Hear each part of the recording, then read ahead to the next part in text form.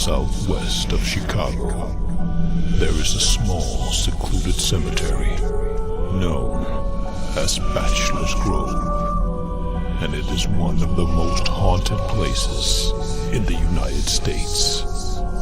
Author Brian K. Morris brings you a collection of writings that will help you navigate this ghostly graveyard, if you dare. The Haunting Scripts of Bachelor's Grove is available now on Amazon.com. Get your copy today.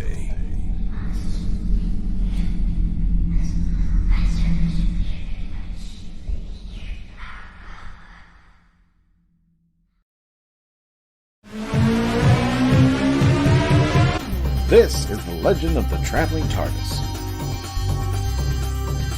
Follow us on Facebook, Twitter, and Instagram. Subscribe to us wherever you listen to your favorite podcast. Also catch us on the HWWS Web TV YouTube channel. Subscribe today and become part of the legend.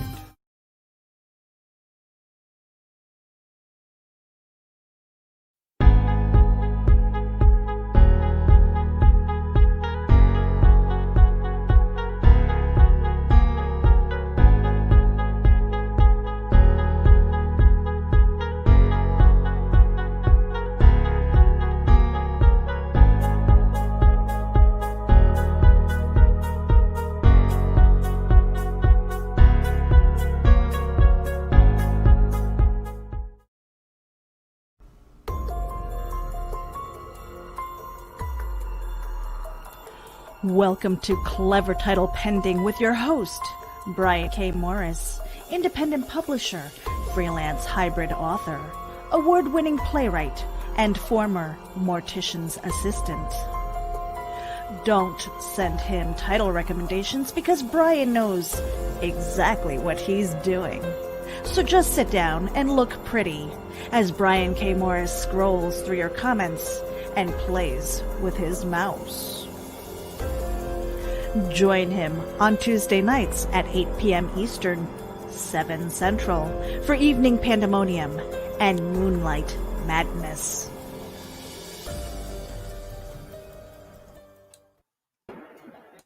And good evening, everyone. I'm going to take over the solo thing here. There's a little sneak peek at our guest star tonight. Yeah, how long have I been doing this? And every night's the first night with me on StreamYard. Anyway, welcome to Clever Title Pending. I'm your host, Brian K. Morris. This is October 27th, 2020. We are nearing the finish line for the year, folks. Stick with us. The race is almost over.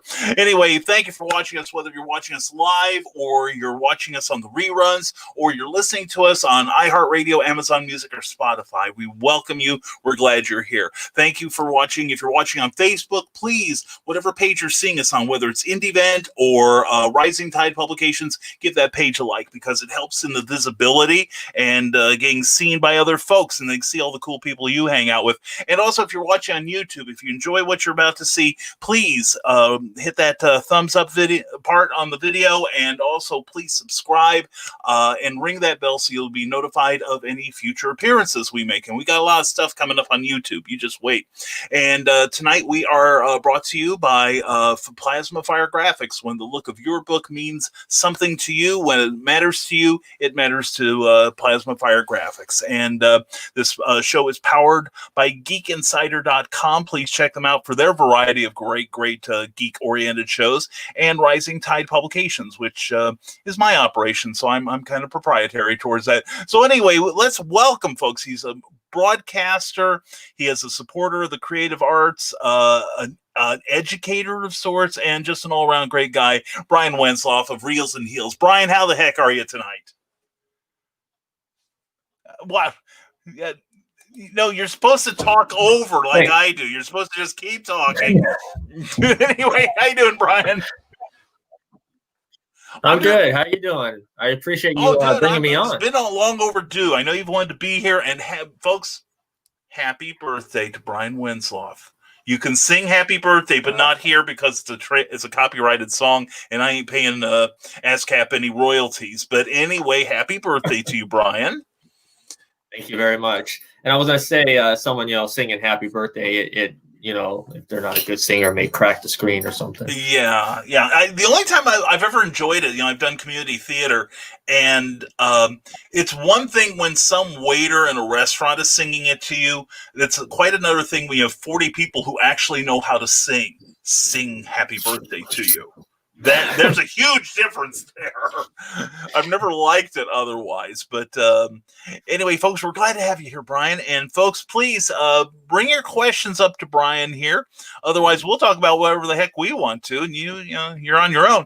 But we'll also be putting your comments on the screen here. So if I don't say your name, it doesn't mean we don't love you, because we do. So anyway, let's start out with Brian. I'm going to give you the screen and the floor, and tell everybody who you are, what you do, and why you're so darned awesome.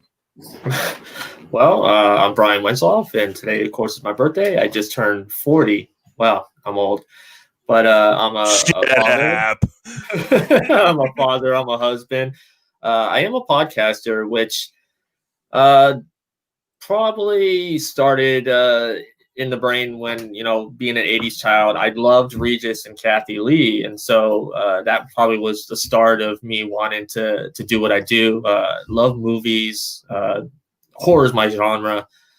Probably saw Nightmare on Elm Street and Hellraiser way before I should have. But the thing is, they never really scared me. I was lost in the makeup and just wanted to know how it worked. And that kind of branched off into my love for cinema and TV.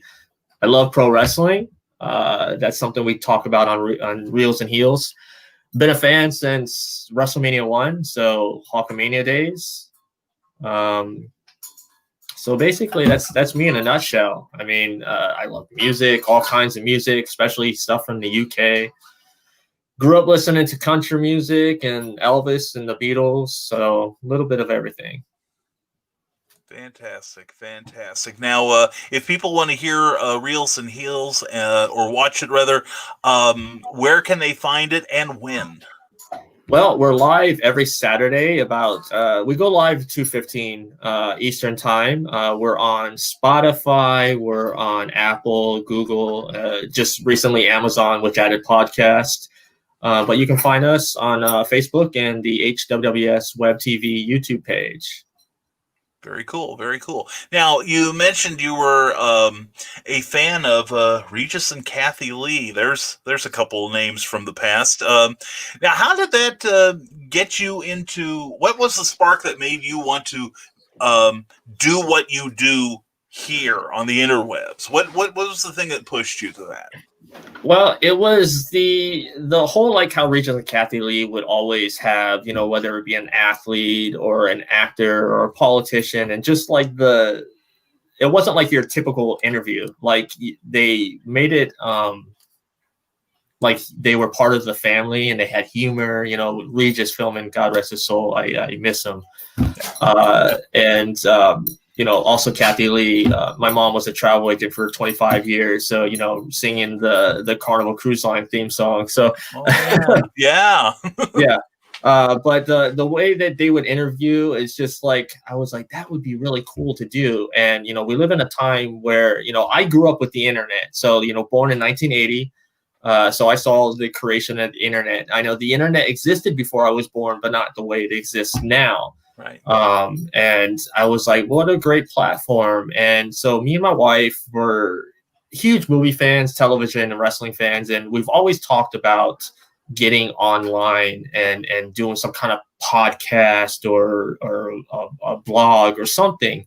And it was about 10 years ago, I followed somebody by the name of John Campia, who, if you're on YouTube, you know who John Campia is. Mm-hmm.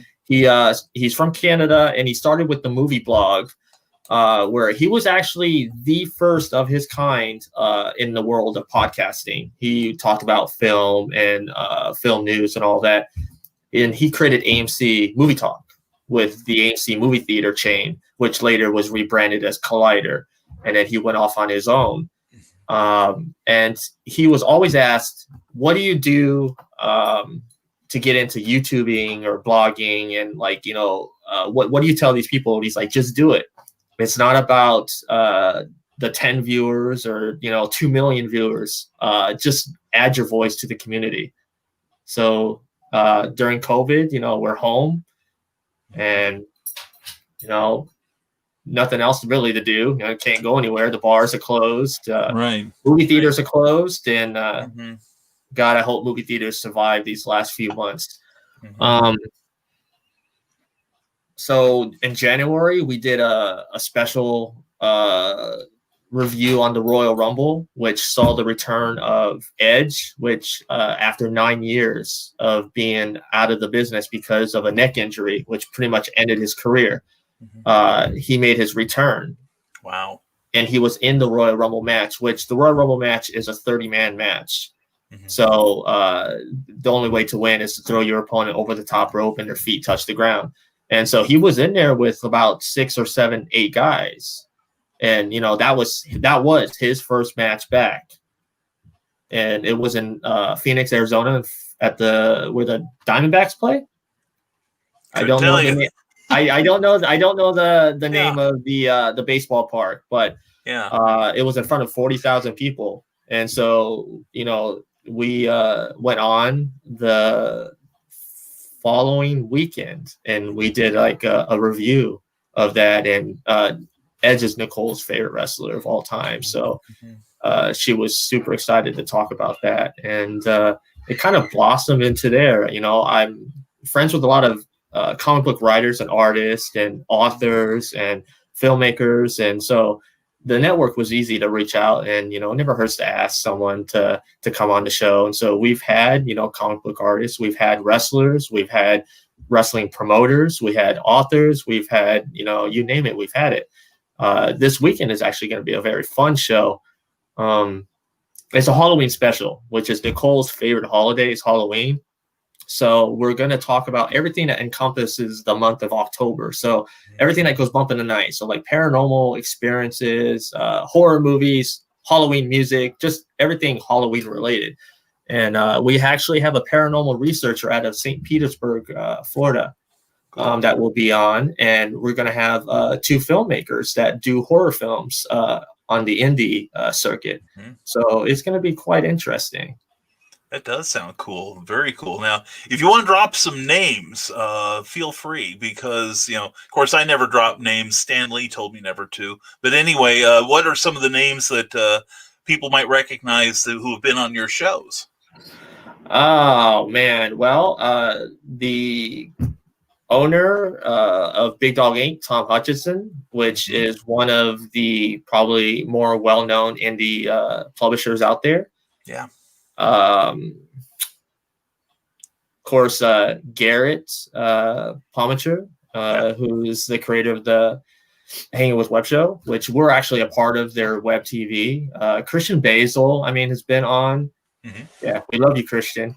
Just keep your pants on. He's been doing my show without pants. Oh crap! I thought I was the only one. But Christian, by the way, I want to throw in a quick thing. If you haven't given his page, The Legend of the Traveling TARDIS, a like, he is now under 500 likes to reach 40K, and we want to see him do it before the weekend.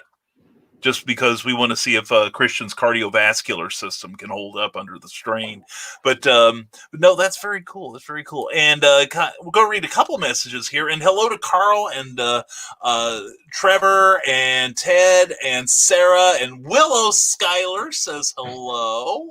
And I know you know her. And Cindy Kemp, I love all of you. Glad you're here. And hey, Brian and Brian, happy B-Day, Brian. So thank you.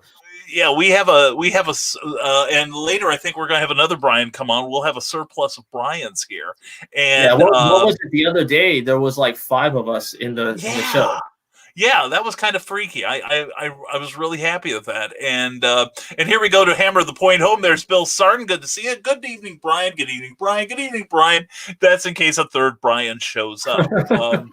We're going to attract Brians tonight like iron filings to a lodestone. And thank you to everyone who's watching on YouTube and on Facebook. We appreciate you all.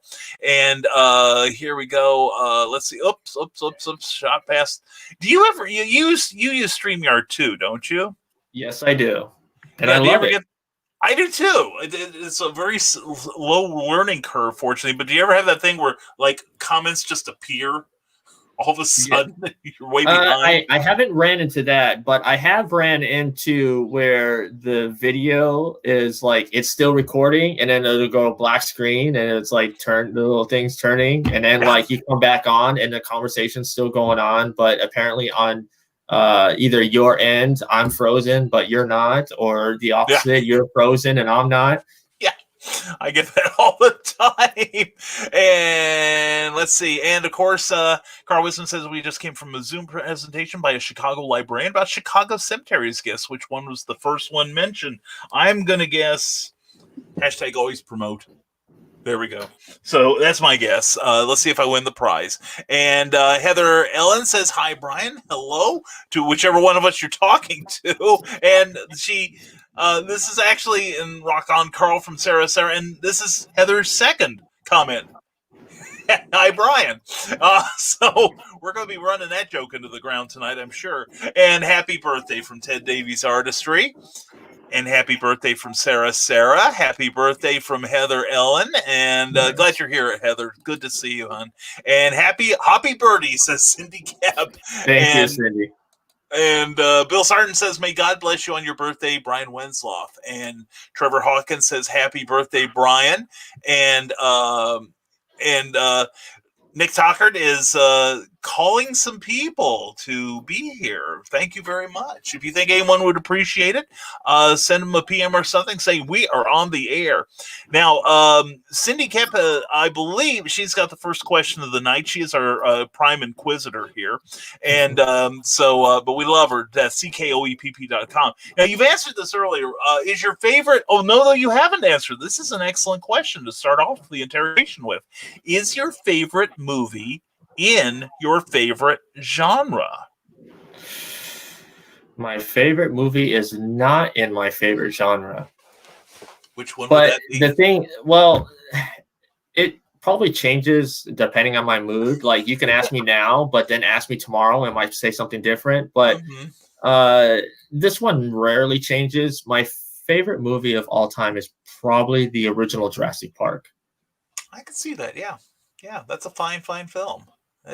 I like it. Yeah, and it's like I love science fiction. I love horror, and invariably one of my first choices will be something like either The Rocketeer, which is kind of science fiction in a steampunk way, or like Casablanca. I love that film. I love the old Casablanca, or Princess Bride. I think it's a lot of us. The number one changes all the time. And Cindy Cap says, "Old spring chicken. I'm 7 squared plus 1 next week." Cindy is making us do math. Shame on you, Cindy. And Sarah says, another 1980 baby. You're my age, Wenzloff. Excellent. Thanks. That's cool. Yeah. Yeah, and name an age I haven't seen in more than 20 years. But anyway. Can I just say that yes. 1980 to 1990 was like the best decade of films? I would have to agree with you. Now, why do you say that, Brian? Well, I mean, everybody, of course, says, 77 was Star Wars, but the blockbuster was actually, I think, created in the 80s, because then you had blockbuster after blockbuster after blockbuster after blockbuster. I mean, you look at great films like Back to the Future, E.T., even the second Star Wars, Empire Strikes Back, which came out in 1980, and then you had Return of the Jedi. It was just like movie after movie after movie that was a huge hit. I mean, sure, the 70s had a few. I mean, like I said, you had the original Star Wars, you had Godfather, you had Jaws, you had Halloween. But not in 2001. I don't know if that was really a huge hit, but I mean, a lot of people know of it. But in the 80s, I mean, if you just ask even kids today, if you ask them, about certain movies, they'll be like, yeah, I've heard of that movie, like Back to the Future. It's because of how relevant, it is in pop culture. Mm-hmm. Yeah. So I just think that decade was just the greatest decade of movies. I would agree. And as a science fiction fan, I think, to me, the 80s are when in-camera special effects started catching up with our imagination due to outfits like ILM. Yeah, You know, and I would say drinks and when you're mirrors. talking like special effects and stuff, I would say probably like Back to the Future was like the first one that Yes. really, and that was what that movie just turned 35. So this 1985 that movie came out. Right.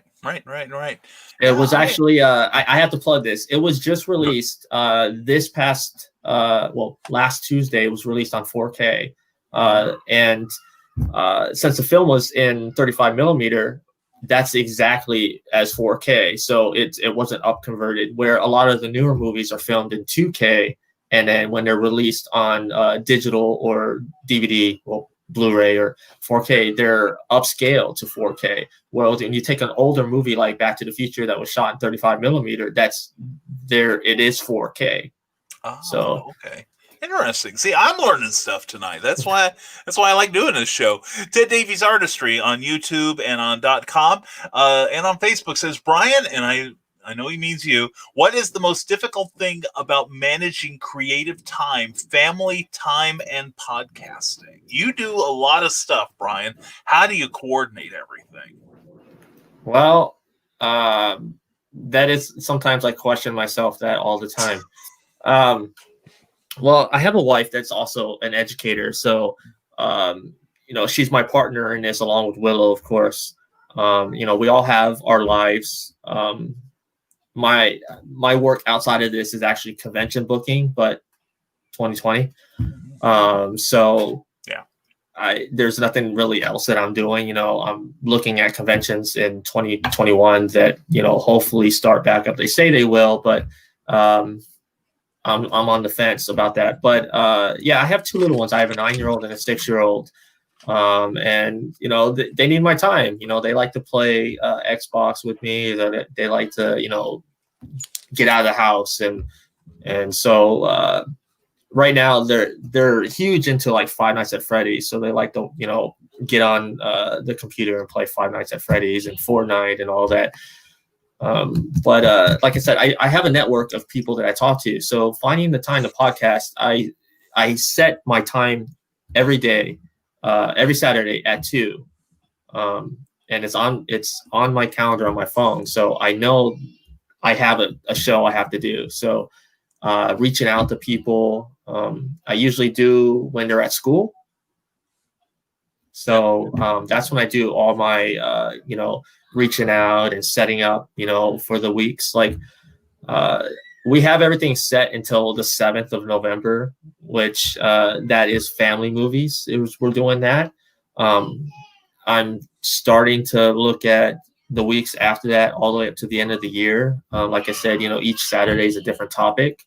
And since we're doing a rebrand starting in January, adding comics to the mix because we love comics. And this is probably one of my favorite characters outside of Spider-Man and X-Men. Mm-hmm. So we're trying to see how we can better ourselves and have an audience that maybe not familiar with a certain topic. So that's something we're looking at, but it is hard to manage all three of these, and to be the father, the husband, the networker. But I do it because it's got to get done. Yeah, it's got to get done.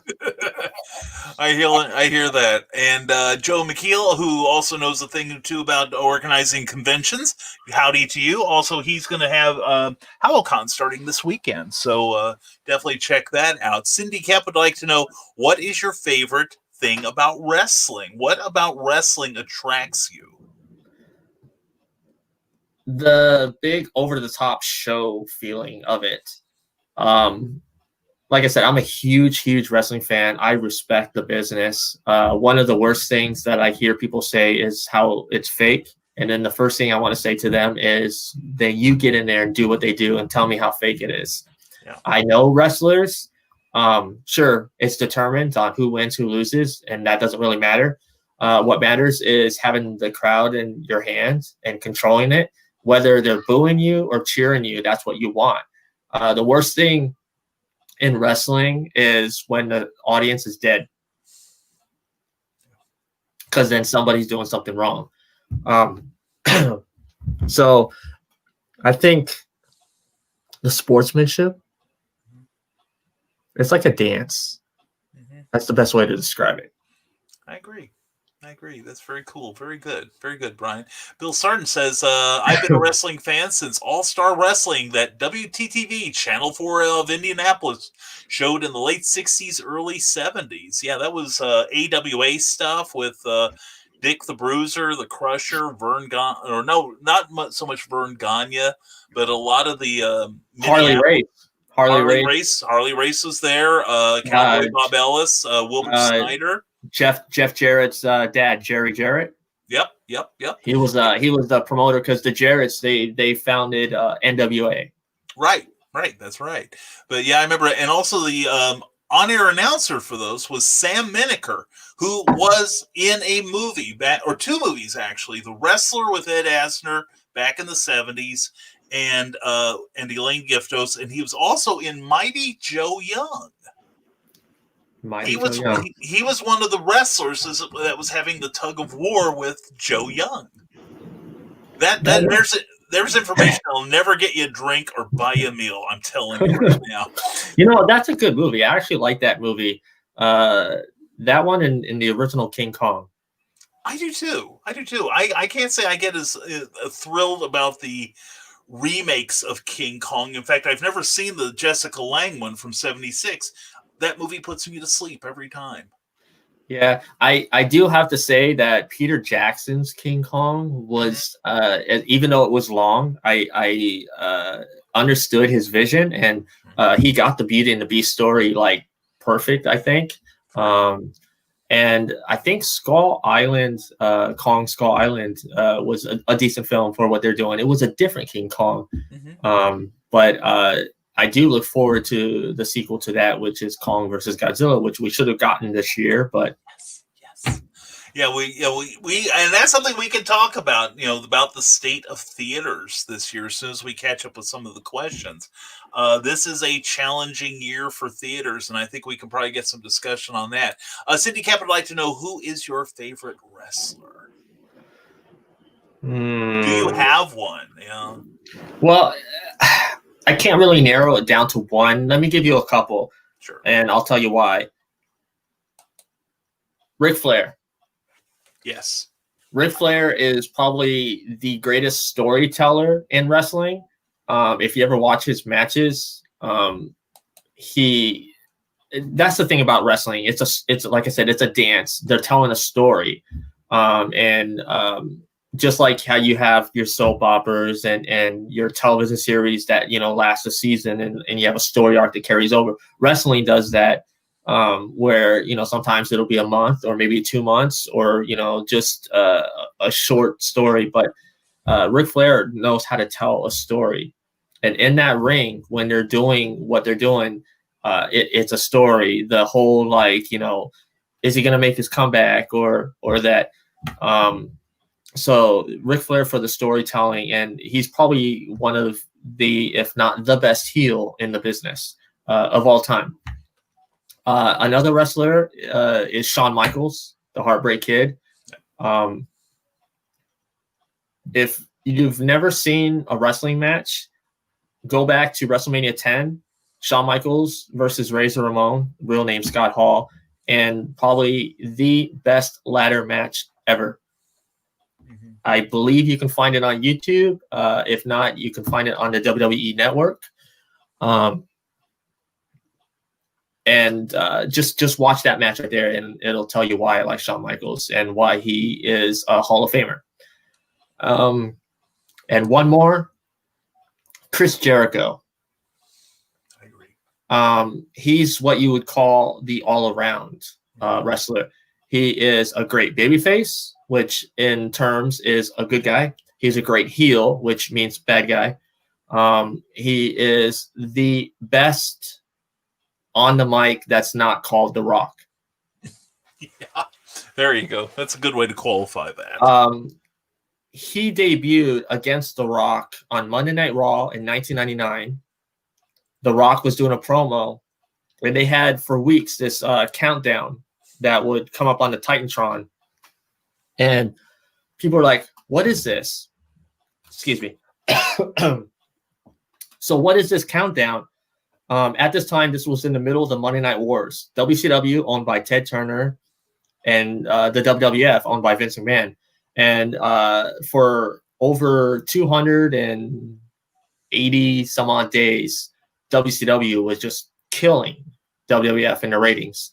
But over at WCW, they were promoting the bigger guys that were named. So like Ric Flair, Hogan, Scott Hall, and Kevin Nash. And like they had all these other guys that were like there and were tired of the backstage politics. And so they were jumping ship over to WWF. Chris Jericho was one of the first big names to come over. And so for weeks you had this countdown. And during The Rock's promo, the 10 count came. So we knew something was happening. It was Chris Jericho. He interrupted The Rock and held his own on the mic with The Rock. That made Chris Jericho a Hall of Famer right there. I hear you. Now here's the corollary, and you can name more than one. Who do you think is names your opinion? Who is the most overrated wrestler that you can think of? Someone who isn't worth the hype. Someone that isn't worth the hype. I have mine. Well, I'm gonna say something that there's people that would agree, but then there's some people that wouldn't. I say Hulk Hogan. We're in agreement. I appreciate what he did for the business. Yes. He made it mainstream, and I thank you for that, Hogan, Terry Bollea. But he's super overrated. Yeah, I would agree. He hit every match for probably until he joined the NWO, I think, was the same plot over and over. They wrestle, the advantage goes back and forth. I like how you say they wrestle, because Hogan, I mean, he had training, but his character, he didn't wrestle. No. He, did clotheslines and, the punches and the whole, test of strength. Yeah. Sat down real hard at the end. That was his closing. Down. He did the leg drop. I mean, the big boot, the leg drop, and the match was over. Right. Every time. Yeah, every time. So I'm glad to see we're in agreement there. Now, here we go. Cindy Cap has a fantastic question here. Movies, wrestling, and comics. Is there a thing they have in common? Great question, Cindy. Actually, yes. There's movies that are comics. There's wrestling comics. There's movies about comics. And there's wrestlers that dress as comic characters. But no, the storytelling is what's in common. The scripts, just like movies, and there's bad movies or good movies. In comics, there's good comics and there's bad comics. In wrestling, there's good wrestling and bad wrestling. But that's the theme, is the storytelling is what they have in common. Very good. Very good. Cindy Cap asks further, is there a movie genre you're not keen on? Bollywood. Oh, really? Why is that? It's just not, I can't get into it. I mean, I like song and dance movies and stuff like that, but it just, and I like chick flicks and all that, but like Bollywood, it just doesn't do it for me. I get that. Bill Sarton would like to know, Brian, what is your favorite Halloween movie and why? John Carpenter's Halloween. That was quick. Because John Carpenter is the master of horror. That movie set the bar not only for horror, but for independent filmmaking. That movie was made for $500,000. It made back over, if I'm not mistaken, over $2 million. Sounds right. Very cool. Very cool. And we've got some people talking. Russell Allen, good to see you here. And he does mention there is a $500 fine. Wait, did she just say pants are needed with a question mark? Pants are needed, yeah, with a question mark. She Heather Ellen gets us. She really does. There's a reason why I don't stand up. You know what I'm saying?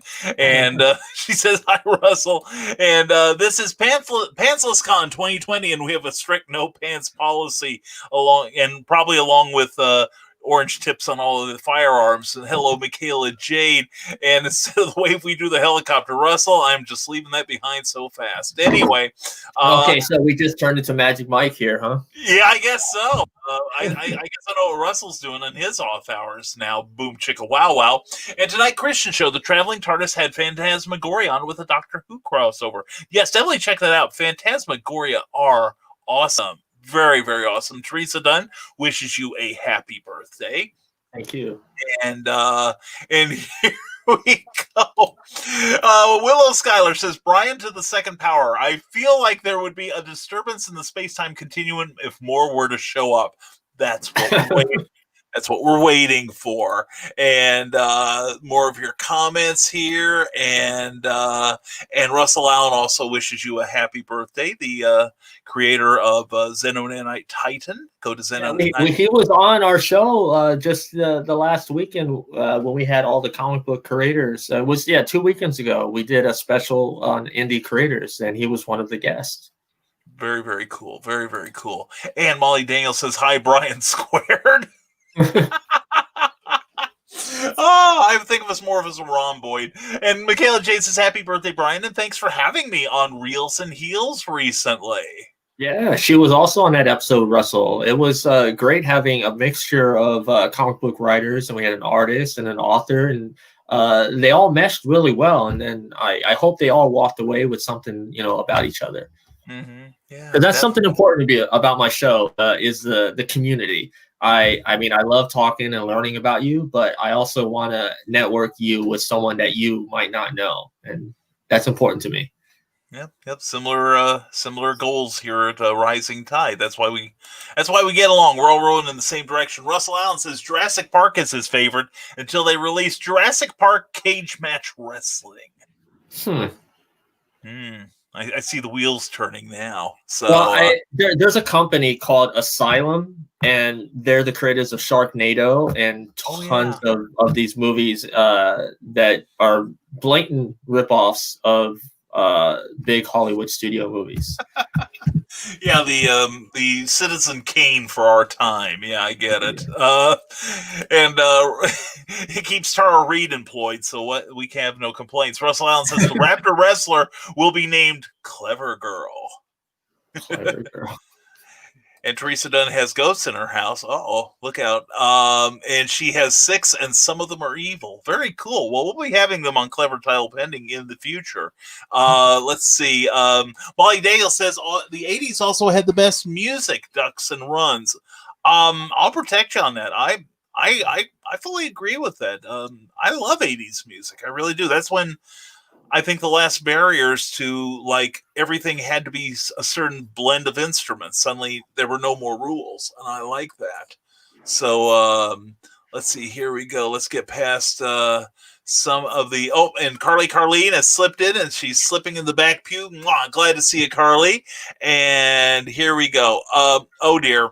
Cindy Kemp says, I watched this awesome show called Origami Wrestling yesterday. It was on pay-per-view. Good for you, Cindy. And Carl Wilson's like, oh, Cindy. And we have a fight going on in the back. Molly Daniels and Carleen in the lingerie match, the flaming barbed wire, debating 70s versus 80 music. And here, can I throw this out there? I mean, I love this. I love 70s. I love the 80s, but there's no love for the 60s. I mean, what about Motown? Motown, British Invasion, Summer of Love, all that stuff. Yeah, I still pull out a lot of stuff from the 60s, especially groups that went on into the 70s to do things. So like I said, I grew up in the 80s, and probably my favorite musical. I have 2 that are like neck and neck, and that's Michael Jackson and Garth Brooks. I hear you. But I also really love Elvis Presley. I'm a huge Elvis Presley fan. So I grew up on Elvis and Michael Jackson and the Beatles and country music. I'm not really into like the super like old stuff, like Conway Twitty, and there's a few things I like of him, but like Hank Williams, that's not my country. I grew up more like in like Alabama. I like Alabama. Alabama's good. Yep.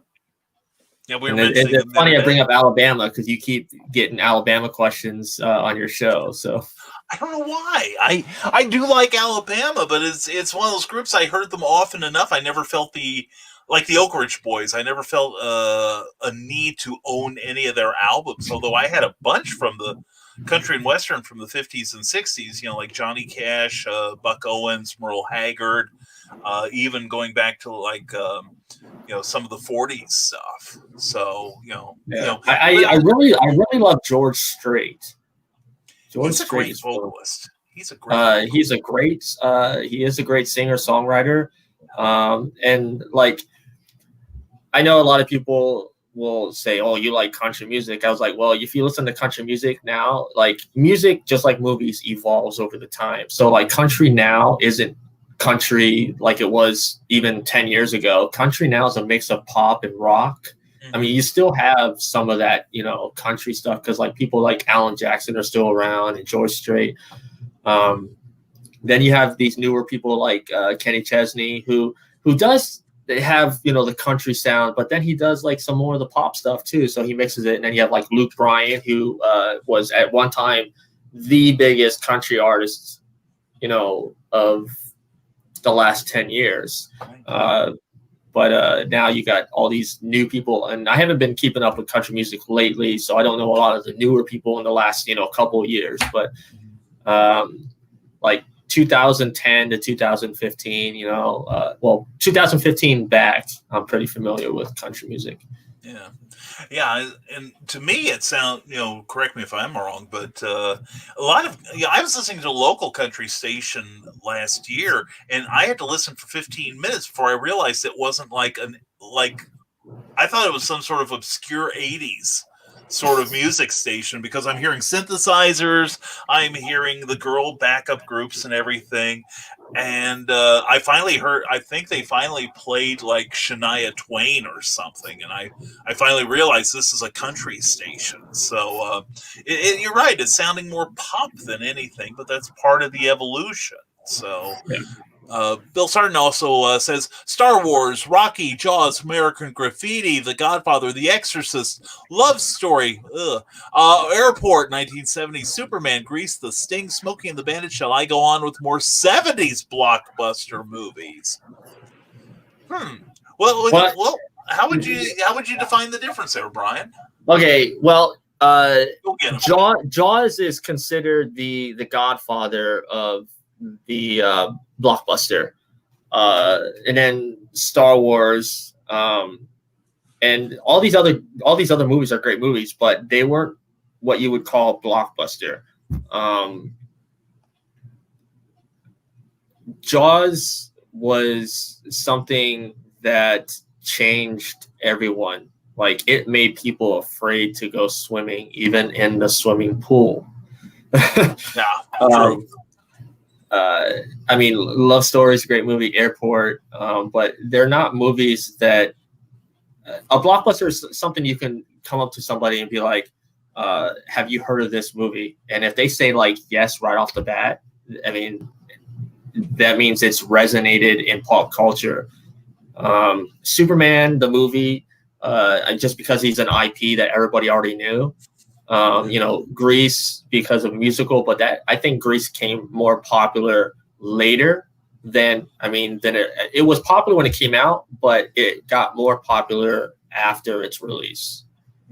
Yeah, kind of like and I would say the same thing about Smokey and the Bandit. Yeah, and then The Exorcist. The reason why it's known is because of the content. Like, you actually had the Catholic Church try to shut that movie down. There's actually a huge documentary about that. That's true.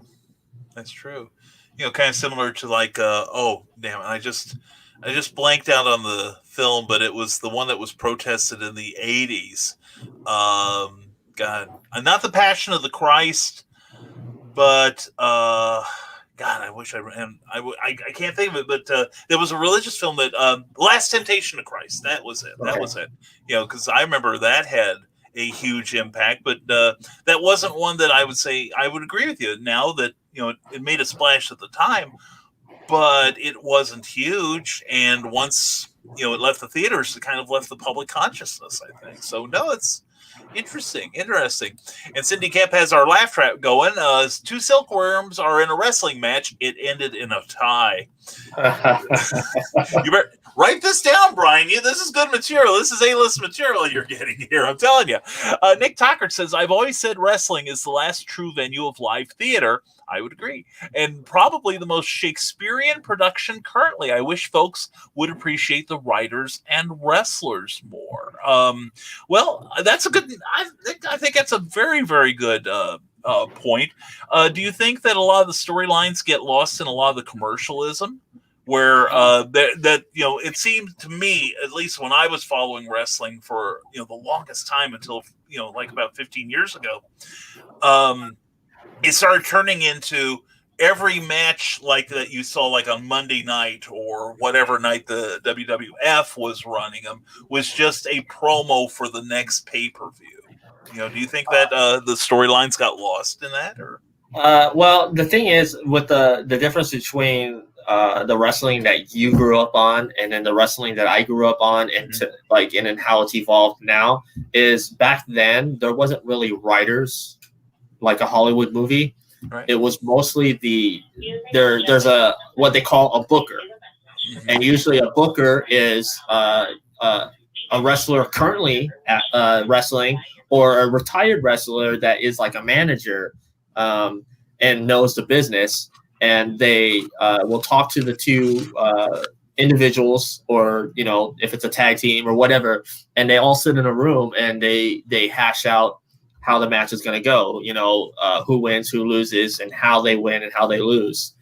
Nowadays, that's lost because you have like WWF has like actual screenwriters that have written like soap operas and TV shows and worked on like reality shows like The Bachelor and stuff like that. So yes, Bachelor, it's not reality, it's scripted, but anyways. Anybody who believes that that's reality TV or like desperate or like the housewife shows that they have like 50 million of, none of that is reality. It's reality like 5%, and the rest of the 90% or 95% is all written. So that's wrestling now. It's like the wrestlers don't really have a voice, and that's what's different with WWF and some of the bigger promotions. But on the indie circuit, there's still that where the wrestlers have more of a voice in how things go. But once you hit that big level of WWF, then that's lost. Yeah, very good points. Very good points. Blue Motion has some good points, and he wants to say, how about your favorite female wrestler? Who's your fave? Female wrestler. Oh, man. There's a lot of good ones. I would say right now, well, she's out because she's pregnant, but Becky Lynch, hands down. Sure, I mean, there was great, female wrestlers back in the day, like the Fabulous Moolah and Mae Young, which WWE, because that's what they're called now, they have a tournament called the Mae Young Tournament. But yeah, Becky Lynch, she was the number one selling not only female wrestler with merchandise. She rivaled two of the top male stars, which are Roman Reigns and John Cena. Very good. Very good. Sarah would like to know, what is the most gothic wrestler you can think of? Oh, gothic wrestler. That would be well, yeah, there's a female wrestler named Paige. She's based out of the UK. She was big in the WWE. She had to retire due to a neck injury. But then there's a vampire wrestler from the 90s named Gangrel, who actually has a school here in Florida. Oh, wow. Very cool. Very cool. Bill Sargent says Ric Flair was also my favorite wrestler, and Bobby Heenan was my favorite manager. Both gave you the best show for your money. Yes. Bobby Heenan is probably, arguably, the best heel manager of all time. I'd agree. He's the gold standard of it. Bill Sargent also says WCW on the Atlanta channel on Saturday nights in the 80s were, in my opinion, more fun to watch than WWF. I'm behind that too. Well, in the 80s, the WWF, they had a lot of like characters. You had where WCW wasn't really doing like the character gimmicks at that time.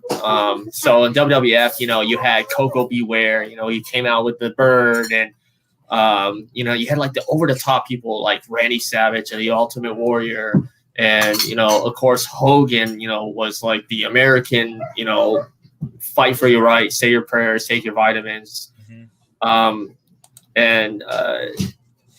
You had like Sergeant Slaughter, and then you had the Iron Sheik. And so it was like characters like that, where WCW during the 80s, sure, they had like Sting, with the face paint. They had the Road Warriors. Well, the Road Warriors were AWA, but they were in WCW. They were all over the place. But it wasn't until the 90s where WCW kind of got into the gimmicks. Yeah, I'd agree. Cindy Kemp would like to know, and this is a great question too, you've spoken much of American wrestling. What do you think of Lucha Libre? Fast pace.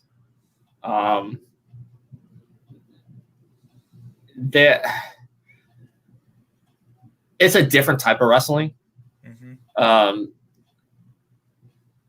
Just like those in Canada who love hockey, in Mexico, wrestling is life. There's either football or what we call soccer, or there's wrestling. And Lucha Libre wrestling, which they would don the mask. There was very few that didn't have a mask. Just about everybody had a mask. And it's like a culture to them. Here in America, especially in WCW, Eric Bischoff, being, I don't want to say the word, but being the prick that he is, would always make the wrestlers lose their mask, which is a slap to the face. It's a disrespect to their culture. Yeah. But I do like Lucha Libre wrestling. It's hard to find in certain states. I'm sure if you lived like in Texas, Arizona, New Mexico, or California, where you got the Spanish channels, or if you have satellite, you could get them. But just like British wrestling is a different style. It's hard to compare. I guess British wrestling is more of a strong style, just like Japanese wrestling is, where American wrestling is show. Does that make sense? Like a P.T. Barnum type thing? No, it makes perfect sense. That there's athleticism in both of them, but I agree with you on the British thing. I think it's closer to Greco-Roman style wrestling with what you see in like the Olympics and in high school and college. Yeah, the same thing in Japan. In Japan, it's like that too. And crowds are different too. So like, the Mexican crowds are like really into it, and American crowds and British fans are really into it. But in Japan, the audience is silent. But that's not like a show of disrespect. That's a show of respect. When the guys come out, they clap. When the wrestling is going on, the crowd is silent. And then when the match is over, they cheer. And that's different. And that's a culture thing as well. That's very good. Very good comments. And Carleen says, "Happy birthday, Brian Wenzloff." Thank you very much. That's right. We are celebrating Brian's birthday tonight, and he could have had any present he wanted, but he wanted this. We've got to talk to him about his life choices. But anyway, let's go down the line. And we've got a bunch. If you're reading the comments, folks, you'll see that we've got a healthy debate about the 60s, 70s, and 80s. And here we go. Bill Sarn says, Brian, if you like George Strait, you need to get the Straight Out of the Box CD set. It's his best stuff. And we got a lot of name dropping here. Also, let's see, Jeffrey Hayes, Plasma Fire Graphics, when the look of your book matters to you. Thank you for your sponsorship of tonight's show. Brian, have to agree about Carpenter. Love the original Halloween and The Thing. Just watched them again for the season. Yes, The Thing. And it's funny you mentioned The Thing because there's always that argument about remakes and sequels and how Hollywood is out of original ideas and stuff. And I'll get to that, about the original ideas and stuff later. But with remakes, a lot of people be like, remakes are terrible, but that's not true. I think that John Carpenter's Thing is actually better and more liked than the original version of The Thing. But they're also two different entities, if that makes sense. Yeah. And they're both based on a book. And the book is actually, there was pages lost. And just a few months ago that they found some of these lost pages, and they're going to redo the Thing with those lost pages. And it's going to be the complete book, or at least as complete as they can. Yeah. Yeah, that was the thing. I think it's Who Goes There by John W. Campbell, I think. And I thought the remake was closer to the books, right? I think it was actually like 2 books. Yeah. So I think you're right. And it's like only a little bit of it was actually in the original James Arness movie, I thought. So, but anyway, we've got to talk about music up here, but Cindy kept brings us back on track. What do you think about the extreme special effects in modern movies? That's a good question. It is. Well, sometimes too much is too much, but sometimes too little is too little. So I'm right in the middle. I like the special effects that is used in movies today. I think it's awesome, but sometimes it takes me out if it's too much. I understand in a film like the MCU or the DC universe, or your big, blockbuster action film with The Rock, or whoever is, Will Smith. They need that extra. Since I grew up in the 80s, I love practical effects. Mm-hmm. So when a movie can mix practical with CGI, I think that's the best combination. But like I said, sometimes you just can't, it's too difficult to do that way. So sometimes Hollywood will go the easier route. No, well, I'm not saying it's less expensive, but sometimes it's easier to do the CGI. But I do like how they take Thanos from the MCU. Josh Brolin acted out that whole thing in a suit with a bunch of balls, and they filmed him. And then what they did was on a computer, they animated Thanos over him. I think that's really cool.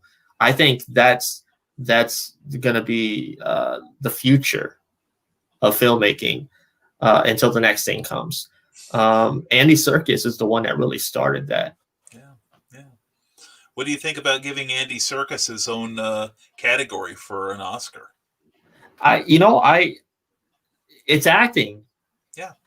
It's acting. And I can go on 3 hours about how I feel about the Oscars, but yeah, that's which is usually how long any award lasts, on the show to be given out. Martin Piero, an old friend of both of ours, says, "Happy birthday, Brian!" Thank you, Martin. And soap operas, wrestling, comic books—they are all cut from a similar cloth. Yep, very true. Exactly. And Terry McIver says, "Happy birthday, Brian! The birthday wishes keep coming in, sir. You deserve them." And Cindy Kep says, "I always bring a piece of paper to a wrestling match just in case. The Rock is my opponent." That's a good one. I like that one. Yeah, I'm telling you, Cindy ought to be. She ought to be writing lines for all the stick guys on there, so that they have some clever things to say when they're on the on the thing. Now you mentioned earlier interviews and stuff. Who do you think are some of the better guys on the microphone? I have in wrestling or just in wrestling, past and present. Who do you think are current and then the past? Who are some of your favorites? Okay, well, I'll tell you who's good on the microphone. Ric Flair, Chris Jericho, The Rock, John Cena. John Cena is good on the mic. There's a few of the newer guys in the last 20 years. I would say Randy Orton. Yeah, good choice. Randy Orton, who's the son of Cowboy Bob Orton.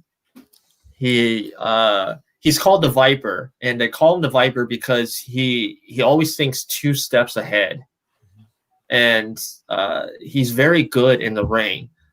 We just watched on the WWE Network last night. There was a documentary about when he first came out, and he had a story with The Undertaker that lasted about 7-8 months, and how there was a spot, which in wrestling, a spot is whether it's like being hit with a chair or there's like something that's going on, and they call that a spot. Or if you're jumping off the top rope to do like a moonsault or something, that's called a high fly spot.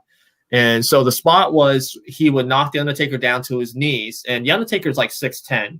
So when he's down on his knees, he's still tall. And Randy Orton was going to hit him with a chair.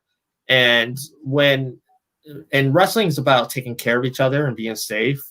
And, at this time, Randy Orton was 24 years old. He was still kind of green. Even though he grew up in the business, he was still green and didn't come into his own.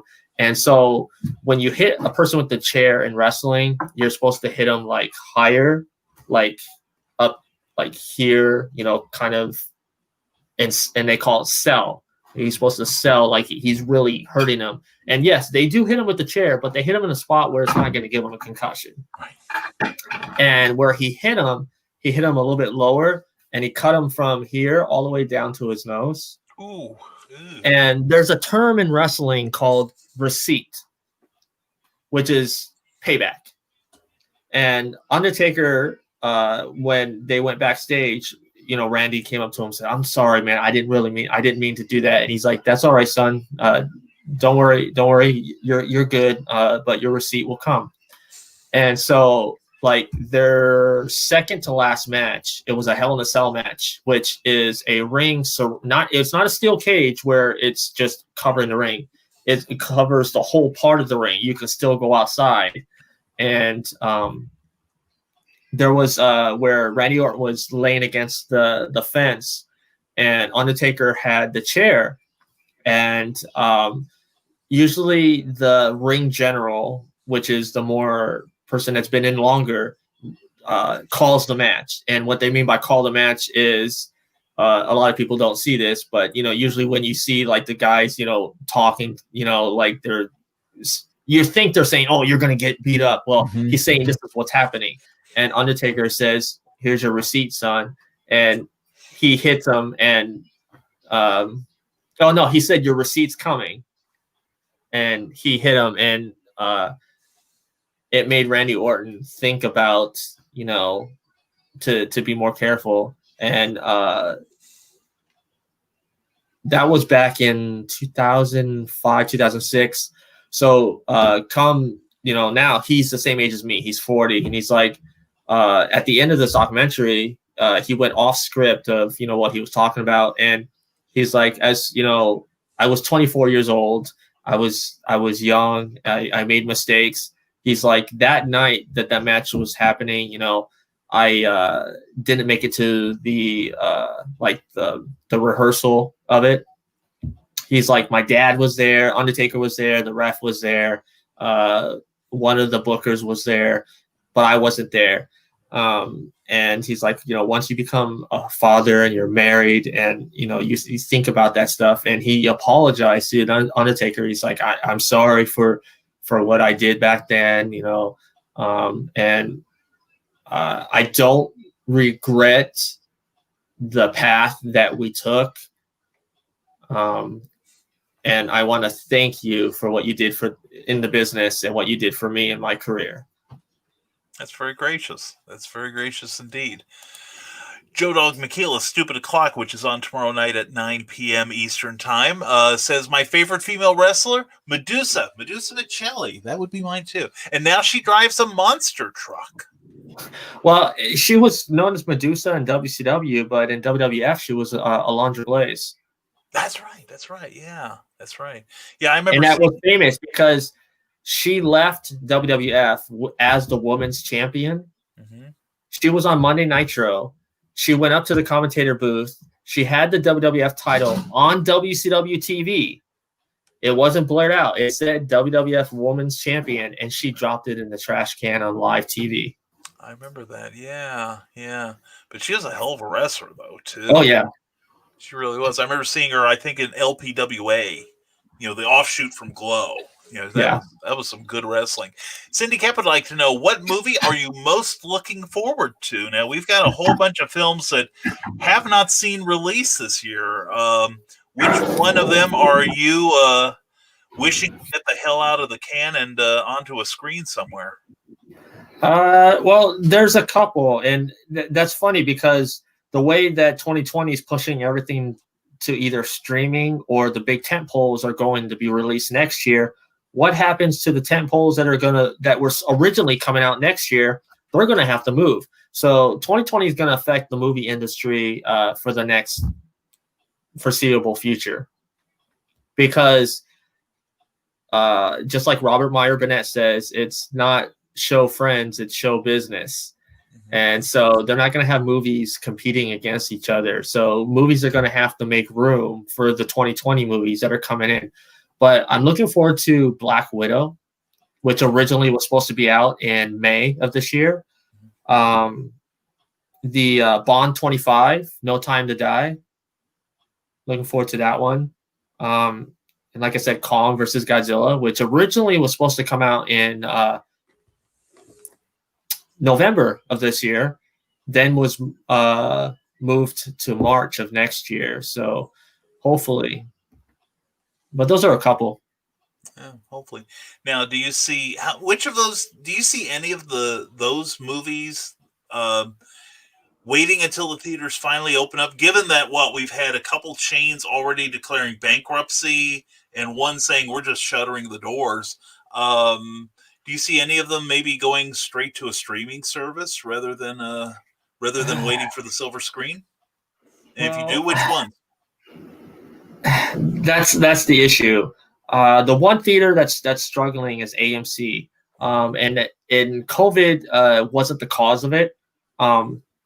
AMC renovated a lot of theaters across the America, and they added digital laser projection, which is the best projection that you can have in a movie theater.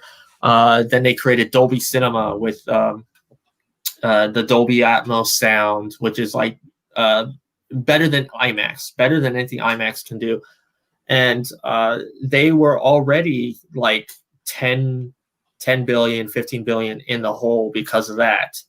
And they were starting to get money in because they created the A-list, which is their subscription where you pay $23 a month and you can see 3 movies every week. So Sunday through Saturday night, you could see 3 movies a week, and then it would reset, and then the next week you can see 3 new movies, and it could be any movie, an old movie, a new movie, whatever, and you just pay that subscription.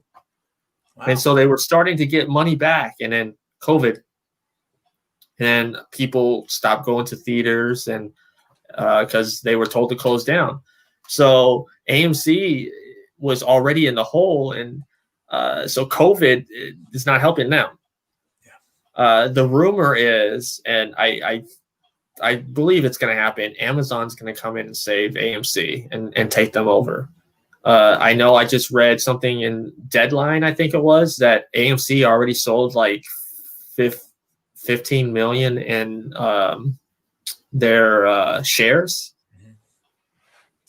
And so as for movies going to streaming, like I said, it's show business, and these movies cost a lot of money. If they're going to release it on streaming, they're going to lose a lot of money, and they don't want to do that. When you can release a movie like Black Widow that's almost guaranteed to make $1 billion theatrical, that's what Disney wants. If you release it to video on demand and it's $20, they're losing money. I mean, Black Widow, if I'm not mistaken, was made for between $150 to $200 million. So can you just picture how much money they're going to lose if they release it streaming? They have investors that want to be paid. Right, that's true, and they want it back quick rather than taking a long game approach to it. Look at something like some of the old classic films like like The Godfather or Gone with the Wind, Cleopatra, things like that. They made a lot of money for their studios, but they took the long. It was a long time in getting all that money. From the ancillary formats. So. Yeah. And let me say this here. John Campea has been talking about this because he has a part of the show where he gets live Twitter questions and YouTube super chats and all that. And people ask him, John, is the theaters going to, be open next year? Do you see, everybody's fought? And the thing is, people want to go back to the movies. They do. And they tried to release Tenet this year, and they did release Tenet. And the thing is, not every theater was open, so it didn't make the money that it should have. I mean, that's a film that easily could have made $500 million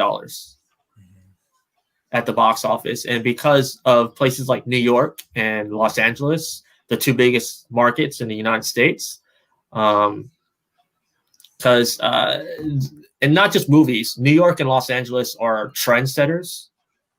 So when it comes to clothes, music, food, those are the two markets that are trendsetters for the rest of the world, the United States. And the world too, because the world looks at those two cities. So do I think movies will make $3 billion like Avengers Endgame ever again? I'm not sure. I mean, we live in a world where we don't know what's happening. We don't have an answer. It changes from day to day. Yeah, that's true. That's true. Good answer there. Bill Sarton asks, wasn't the Ultimate Warrior originally on the Atlanta channel with a different name? The Ultimate Warrior was tag team partners with Sting. They were called the Blade Runners. Mm-hmm. Sting had a different name. I want to say his name was Rock something. But I mean, they still had the face paint and all that. But yes, he was. The tag team was called Blade Runners. Mm-hmm. That's right. And I remember he was in Mid-South, Jerry Lawler's area, just before he went to WWE as the Dingo Warrior.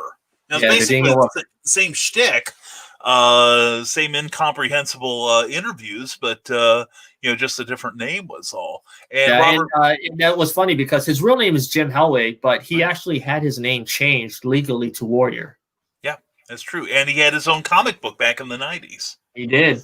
It's one of the most god-awful things I've ever read, but just the same, But Robert Beatty says Hulk Hogan greatest of all time. I think he's a classic representative of the sport, but I'm going to agree with my fellow Brian here that as far as athleticism, let's move on to another question here. Bill Sarton, what wrestler do you remember being the first acrobatic style wrestler? I was thinking maybe Ricky the Dragon Steamboat. Oh man. That'd be one of mine. I still remember that classic match from Madison Square Garden where he climbed up on the top rope of that cage and did that splash movement on that poor schlub in the middle of the ring. that was Superfly Jimmy Snuka. Oh, you're right. I mixed them up. My bad. You're right. I still remember the guy climbing up there and thinking, I'm about to watch somebody die. Well, first aerobatic style wrestler. As you see, the aerobatic wrestling today didn't exist in the 80s. The closest you had was like a lot of people that jumped off the top rope. And he brings up Ricky the Dragon Steamboat. Probably one of the greatest matches of all time was Ricky the Dragon Steamboat against Macho Man Randy Savage. Oh yeah. Mm-hmm. If you're someone that wants to be a pro wrestler, that is a tape that you want to watch and take notes on.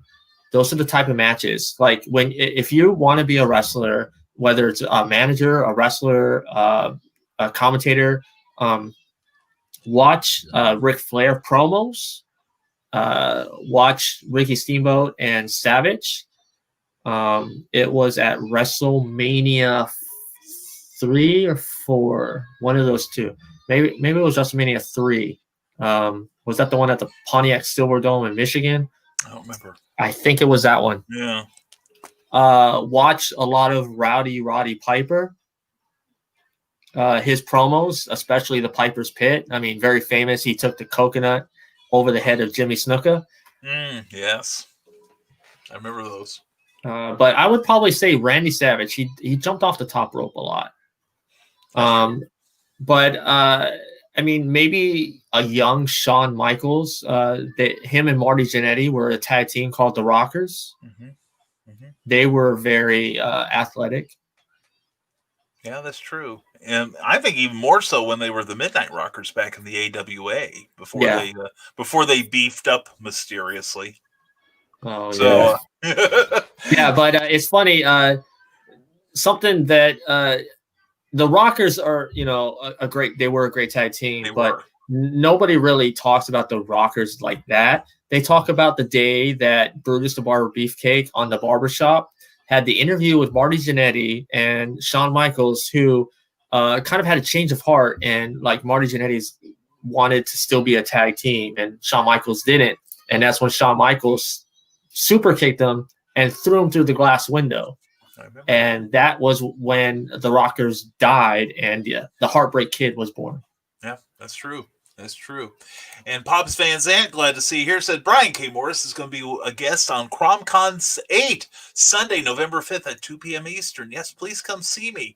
I plan to be fascinating that day.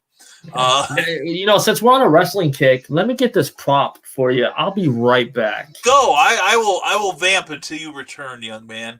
Let's see. And we've got some great questions coming up.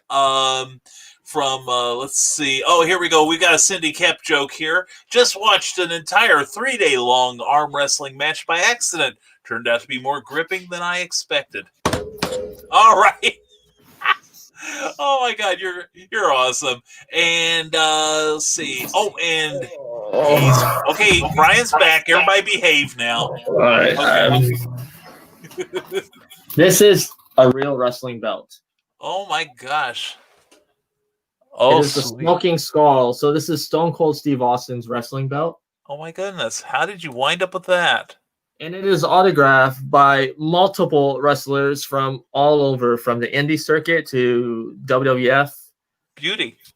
On both sides. Nice. Hacksaw Jim Duggan, as you can see, signed it. Hall of Fame 2011. Nice. And then the back. Oh my gosh. The back is completely signed as well. Oh, that's beautiful. Now, how did you wind up with that, Brian? I've always wanted one of these wrestling belts. I mean, I could have always, gone to like Toys R Us and bought Toys R Us. See, I'm old. Yeah. I could have bought, the toy ones, which I did have the toy ones, but I've always wanted the real ones because I've gone to wrestling events and seen people with them. I was like, dude, I want one. And when the time came, I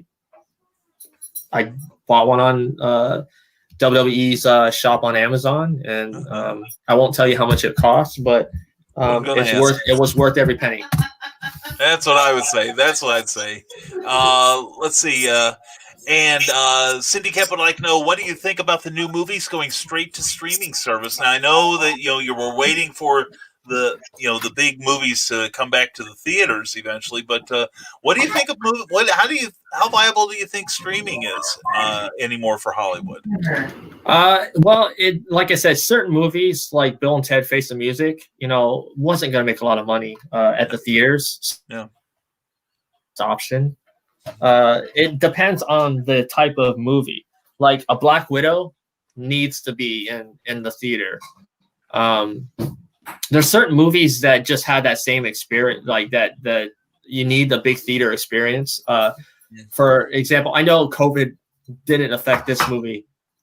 1917. Yeah. Mm-hmm. That's a movie that needs to be seen on the big screen. So like if that came out during COVID and it went straight to like streaming, you would lose what the director's vision was. Mm-hmm. That's true. That's true. Nicole's going to join us here in a minute, but yes, Nicole, hello. Hi. I'm making space for myself at the. But I'm not ready. against streaming. Like I'm not against streaming, but I'm not for streaming. Does that make sense? It's not your preferred method of delivery. Right. It depends on the type of movie. Mm-hmm.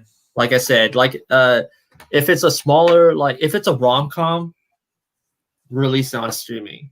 Yeah. If it's a big, epic movie, like a big action movie, depending on who's in it, if it's like a bigger name, like why is there dog food? Oh, I don't know. If it's like a big, like Tom Cruise or a Will Smith movie, I mean, it's a coin toss. It's a coin toss. Mm-hmm.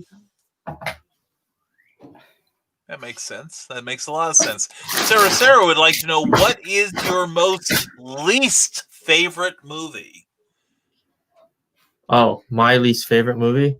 Yeah, your very least favorite movie. Okay.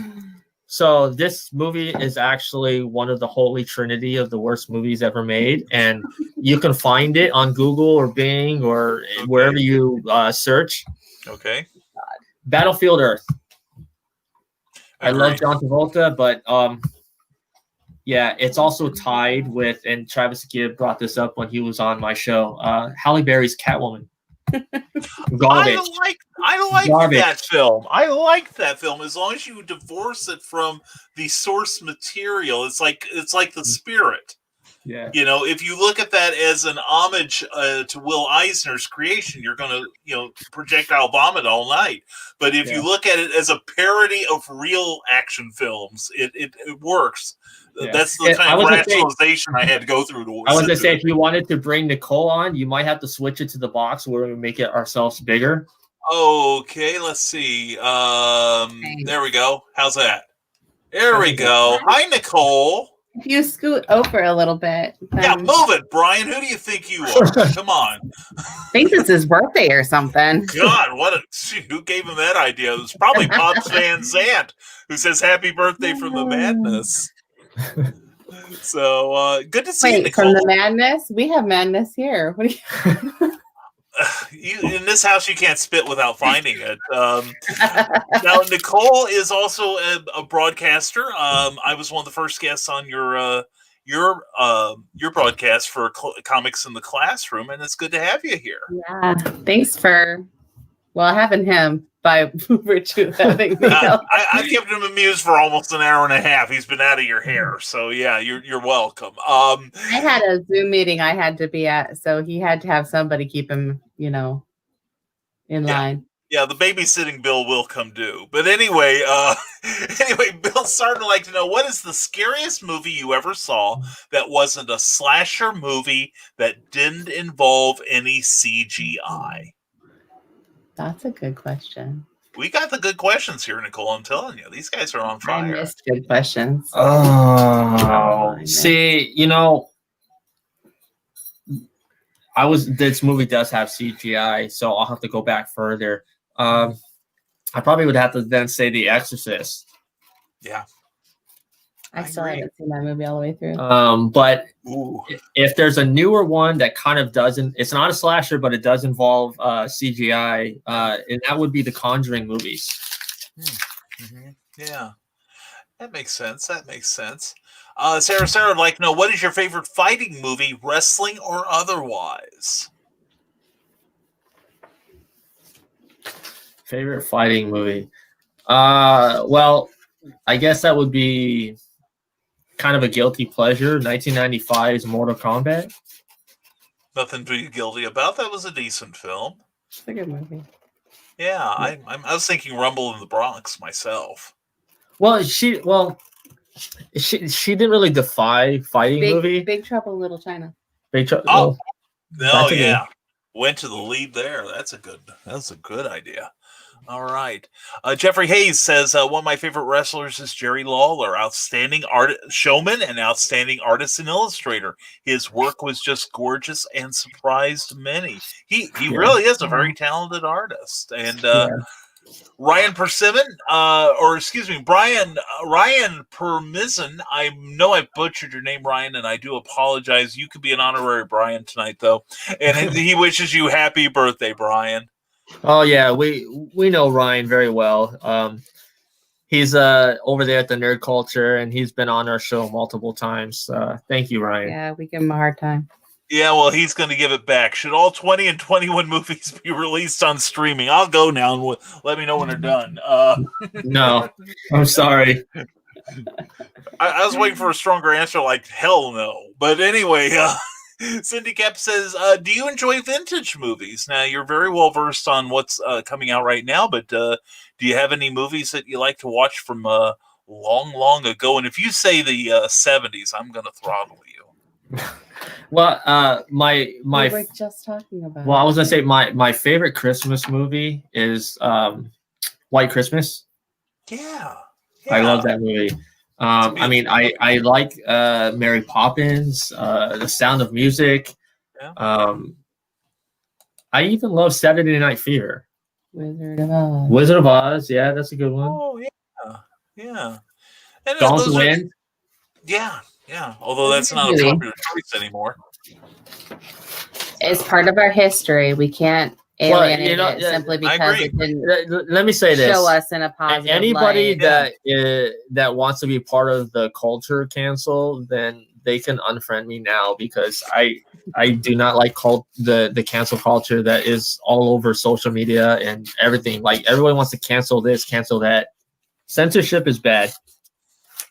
I agree. That's all I will say. And Nicole has her opinion on censorship, right? Pisses me off. Fair enough. Fair enough. Censor that. Oh yeah. Well, we'll get this in the edit afterwards. actually, from the moment we started, it's been the blooper reel. But anyway, I agree with you completely. I mean, a lot of these movies are cultural touchstones, and yes, there are times when we have been incredibly insensitive, but we need to be reminded of it. Those who do not remember the past are doomed to repeat it. So, get your apologies ready, and who knows what we'll be apologizing for in 10 years. And anyone who supports cancel culture, if you're unfriending Brian, please unfriend me at the same time. I agree completely. Here we go. Now, this is an interesting question from Sarah. Sarah, if you could co-write a movie you're looking forward to seeing, which one would it be? No, not knowing what the plots of some of these films are going to be that are coming up, which one would you like to have a hand in crafting?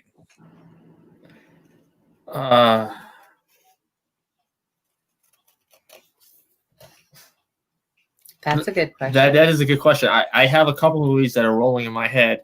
Rendered you almost speechless. The brand new Friday the 13th movie that they're waiting to release after the lawsuit that's going on with the rights for that movie. Right. That makes sense. That's a good one. Robert Bay says Ghostbusters Afterlife got moved for a second time. Now it doesn't come out until June next year. That's true. There's a lot of stuff being pushed back. Robert, glad to see you here, brother. And Cindy Cap says I get irritated with a gazillion 6.2 and a third remakes and reboots. I mean, seriously, do we really need another Batman origin story? Your opinion? Okay. I love DC Comics. I love Batman. I love Superman. But for the longest time, Warner Brothers, that's all they gave two crap about is Superman and Batman. Superman and Batman. Oh, yeah, they had a Wonder Woman show in the 70s. Let's make another Superman movie. Let's make another Batman movie. They have tons of characters. We got a Green Lantern movie, which was different. At least it wasn't Superman and Batman. It didn't work out the way that. Hey, I applaud Ryan Reynolds. I think he was perfect casting. It was the script that destroyed that movie. But like I said, it was Green Lantern. It wasn't Superman and Batman. We on TV, we got a Flash. Well, we got a Flash TV show in the 90s, which was at that time okay. We got a new Flash TV show. We got an Arrow TV show, which a lot of people say that Arrow was basically Batman with a different name. Wasn't Oliver Queen basically Batman anyways? Again, another person didn't have a superpower. Right. Hey, just because he had an arrow cave and an arrow car and a thing full of gimmicks and a kid assistant, what makes you think he was based on Batman, huh? Well, he was rich. Well, yeah, see, a multi-millionaire guy fighting crime. I am... Even though I want DC to release other characters, which they have, they made a great movie in Wonder Woman. Patty Jenkins, one of the best female directors of all time. She did a great job with that movie. And Gal Gadot, which a lot of people were iffy on, I think she was the perfect casting for Wonder Woman. Yeah. And outside of the realm of acting, she is showing that she is really Wonder Woman. Sorry. Don't be. I need to hear from I don't know if you saw when she went to the hospital, the children's hospital, dressed as Wonder Woman, and she saw all those kids. These are children that are sick that probably will not make it to see the second Wonder Woman. Right. So she really embodied Wonder Woman, and Linda Carter actually signed off on, like, she approves. And the passing of the torch was great. As for the new Batman with Robert Pattinson, I'm all for that. It's the first time we're going to get a Batman that actually is a detective. Yeah. We've never really gotten the detective even back in the serials days, which, I don't know if you've seen those. Oh yeah, I've seen them. I thought you were about to say whether I was around for them or not. No. But I've just missed them. But no, I've seen them, and I agree. The only time we've ever seen Batman really be a detective was Adam West. Think about that. Sort of. I mean, it was crappy detecting, but it was still more than any of the other directors did for him. Yeah, I mean, you saw a little bit of it with Michael Keaton when, like, in the first movie there, when he was reading the newspaper in the Batcave and trying to, look up Jack Napier and the Joker and all that. But like how it is in the comics, we've never really seen that detective. And I know a lot of people are like, oh, it's Robert Pattinson. He's going to, he's a vampire and he turns into a bat and he's going to sparkle. Look outside of Twilight. The dude is a legit actor. I don't care if you... Water for Elephants, Remember Me. Yes. That's all you have to know. Right. Watch any of The Lighthouse. Watch any of his films that are not Twilight. And he's the first person to tell you he doesn't even like Twilight. Mm-hmm. Yeah. He's joining with the rest of us. Anyway. But she did bring up, like, sequels and remakes and stuff. I did want to talk about... my thinking on that, and everybody's like, well, Hollywood's out of ideas. No, they're not. there are more original movies there than there are IPs. Here's the thing: no one sees them. Yeah. So Hollywood will do a remake, a reboot, whatever, or make something from a reimagining, or take a book or a comic or a cartoon and turn it into a film or a TV series, because it is a known IP. A known IP will sell over an original idea any time of the week. That's true. That is true. Familiarity. People are familiar with the intellectual property. Now, Robert Beatty has a thing here. He believes that Hulk Hogan is the best. He's the GOAT of wrestling. Hogan came up with the entrance music thing and was the best at it at his time at cutting promos. Wrestling ability, not the best ability. As far as showman, A+ Hogan built the WWF and paved the way for the superstars like The Rock, Stone Cold, and John Cena. I think that's a valid point. I mean, nobody's denying his charisma or his likability. When he did interviews, I think he was a very unconvincing heel, but no, I have to give you that one. What do you say, Brian? Yeah, I mean, that was the time, the 80s, where it was, that was the MTV era. MTV had just come out in 1980. So that's when a lot of the music videos and movies were integrating. So wrestling, the thing about wrestling is they take what's out there in pop culture. So even in today's wrestling, they draw their storylines from what's happening out in the real world. And, they just they twist it. So, yeah, Hogan with the whole theme music and he teamed up with Cyndi Lauper for that first WrestleMania. And right. It was. You do have to give credit to Vince McMahon. He knows the business. He changed the wrestling business, whether you like him or don't. There's no denying what Vince McMahon has done. It was his father's company, and he took it over, and he made wrestling what it is today. And you don't have to agree with me, but that's the truth. Yeah, he mainstreamed it. Yeah. He really did. And Rick Bradley, glad to see you here. He says, happy birthday, Brian. And Willow Schuyler says, hey, Nicole, how goes it? Hi, Willow. And Ryan says, he goes straight to the boss here and says, least favorite movie, Nicole?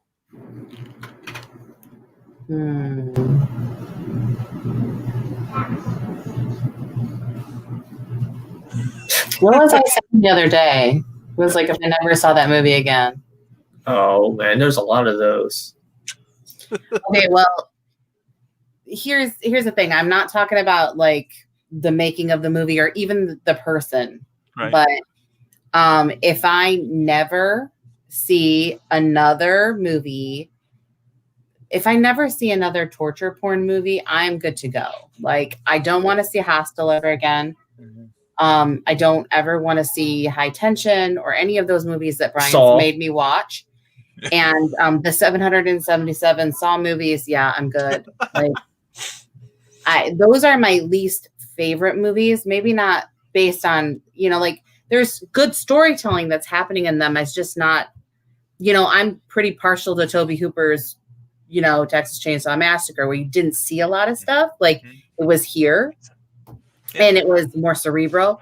But I also appreciate Psycho in black and white much more than, I ever could in color. So I think that that's a lot of it is just pure taste. A lot of the movies that people say they hate, I actually like. So I'm not going to say anything. I get it. I totally get it. Bill Sarton says, save streaming for Hallmark Christmas movies. We need to save big screen theaters and continue to resurrect drive-in theaters to watch the blockbuster movies. I love drive-in theaters. Totally agree. I spent many an hour in those. Rick Bradley, what is your favorite wrestling video game? Do you play video games? I do. Favorite wrestling, you know what? The best. Every wrestling fan says this. WWF No Mercy. on the N64. Taking it way back. I remember that game. Yeah.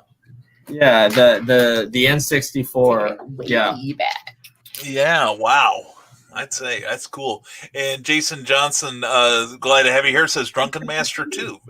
There we go. I like that film. Any movie with Jackie Chan, okay? I love Jackie Chan. I do too. I really do. I love him. Did you know that, to make it a serious fact here, did you know that's a real fighting style? Yes, it is. Yeah. It's legit, and he nailed it. So I agree. Robert Beatty says, what happens if next year we still can't go to theaters? What happens next? Does the cinemas just become a thing of the past? Does Hollywood start putting things on streaming, or what do you think happens then? Cinemas go out of business. They won't survive next year if they still have to be closed. That's Were they surviving before this though? Like okay. Like were they surviving, but were they thriving? Avengers Endgame made over $3 billion. Okay. People were going. But here's what I'm saying is that when I was a kid, we went to the movies every weekend. When I'm raising my kids, I can take my kids to one, maybe two movies a year. When we were kids, that we choose. Movies were $5. Okay. Yes, and movies are like $12 now. Yeah. And then you spend $550 at the concession stand. Yeah. Welcome to an episode of Reels and Heels, folks. I'll be going down. I'll come back when you guys are done. Sorry. No. Fight it out. I'm just saying, like, they were thriving like when we were able to see a movie a weekend. Like when we could go and see everything we wanted to see opening weekend, we could go see it. But I have to decide, are we going to, like, what was the year that we had to decide what we were going to go see? Were we going to go see this Marvel movie or were we going to go see this other one? Like we had to choose what we were going to see because an outing to the movie cost us over $100. Well, the thing is, we became Cinemark movie subscribers and their movie club is $9 a month and it's good. You get one free movie ticket. But if you don't use that movie ticket, it rolls over. So we would just collect movie tickets. So you're paying $9 and every month you get a free movie. And if you don't go, you just collect your movie tickets. And then when you see a movie, you got free movies. Now with the theaters, I don't know if people really understand, Hollywood, the studio and the distributor takes most of that money. That's why concessions are so expensive because that's what keeps the movie theaters open. That's what keeps the lights on because people were like, well, AMC, Regal, Cinemark, all these movie theaters, they have all these places, but they don't own the building. They rent the building. So they still have to pay rent and electricity and all that. So when you have a studio and distributor that takes about 33% of the box office, they have to make up for it. Yeah, that's true. Rick Bradley says, I don't think theaters will ever truly go away. Maybe after these next couple of years, we'll see some places close, but also new ones open. I think we'll see a lot of mergers if that happens. No doubt. Well, and it might be that only some of them survive because there are only a few states where drive-in theaters are still actually a thing and good repair. Like we have one in Lakeland. I had one in my hometown, which I don't know if it's open still, like back in Michigan, but then it can only be open 3 months of the year there. Here, you'd think there'd be more here because they could be open all year long. Yeah, I think there's only 2 in the state of Florida. We have one in Lakeland, and I think there's one in the Panhandle. So, wow. Wow. I mean, maybe we all just need to buy some land and build some great big. You're in Indiana now, right? Right, and there's a drive-in theater an hour north of me. Yeah. Yeah, but I think there's more. I think there's more throughout the state. Didn't you live in Illinois before, though, right? Yeah, and we had quite a number. Well, I won't say quite a number because I remember growing up we had 3 just in the town I was born in. But there was one about an hour north of me where I lived in Champaign, Illinois. And I think there's some in other parts of the state. So, just 2 in Florida. We've got you outnumbered. So, yeah. So, Charles F. Millhouse, glad to see you here. StormgatePress.com. What's not to like about White Christmas? Danny, my favorite comedy movie actor, and Bing. And I love Vera Ellen, an all-around great film and classic. That, you know, it's funny because that movie had a lot of drama while filming, but that's a near perfect film. Just like Casablanca. That was, they were doing rewrites while in between takes on that one, from what I understand. And like I did a podcast and I pointed out that one of the writers of that one was same lady who wrote The Empire Strikes Back. So Rick Bradley, as we mentioned about seeing the Batman origin again, goes, but Cindy, how are we ever going to know why Batman is Batman? They must think something's wrong with our short-term memory or something. Molly Daniels says, amen, cancel culture needs to get over themselves. And Bill Sargent says, amen, Nicole and Brian on the cancel culture zombies. Totally agree. Here we go. Here's one from Sarah. Who is your favorite actor of all time? Do you have... I'll let you answer first. Yeah, let's hear this. Oh, I see that look. Crap. Of all time? All time. Who's the GOAT? Jeez. Well, you go, because I don't. I gotta close some tabs in my brain. My favorite actor of all time is Tom Hanks. He's the GOAT. Why do you say that? I'm giving Nicole more time to think. Okay. I mean, just look at his filmography. Castaway. Big. Saving Private Ryan. I mean, Saving Mr. Banks. Turner and Hooch. Yeah, I mean, if you look, he's done pretty much everything. I mean, the Da Vinci Code. I mean, the only thing that he really hasn't done is like a straight up horror film. Yeah. Okay, please. No, don't do that to me. Okay, we put Robin Williams in a horror movie. That's good. Like, I'm done. If you do that to me anymore, then I can never look at them the same way. Of all time. We'll circle back. I was going to say, should we move on and give Nicole time to think? All right, Here we go. Robert Beatty says, if Blazing Saddles was made today, it wouldn't get past the opening credits. I miss the days when it was okay to be politically incorrect and have fun poking fun of everyone. Totally agree. Rick Bradley says, I've always said that DC had the best TV shows and cartoons. Marvel has the best movies, but Wonder Woman, Shazam, and I honestly think Aquaman are all three amazing movies. I agree. I was surprised by Aquaman, and Shazam is just oh my God, I love Shazam. But I think that the way the movies are written is different. Like, it's not written like a Batman or a Superman movie. It's written more with the character in mind. Mm-hmm. Like, Shazam was very much more of a comedic movie, and it helps that Zachary Levi was Shazam. Like, I think that was they picked a good person to be in the movie, and they picked someone that could also sell the movie. And can we just say how much Zach is? It truly is a good person. I love Zach. We met him at MegaCon last year. Got to talk to him for a little bit, and we sat in on his panel. The dude is an advocate for mental health. He actually deals with mental health himself. He told stories. He was funny. He made people laugh. He made people cry. He knew how to hold an audience in the palm of his hand.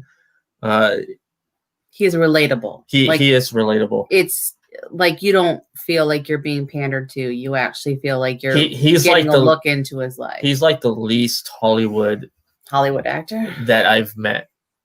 That's great. So,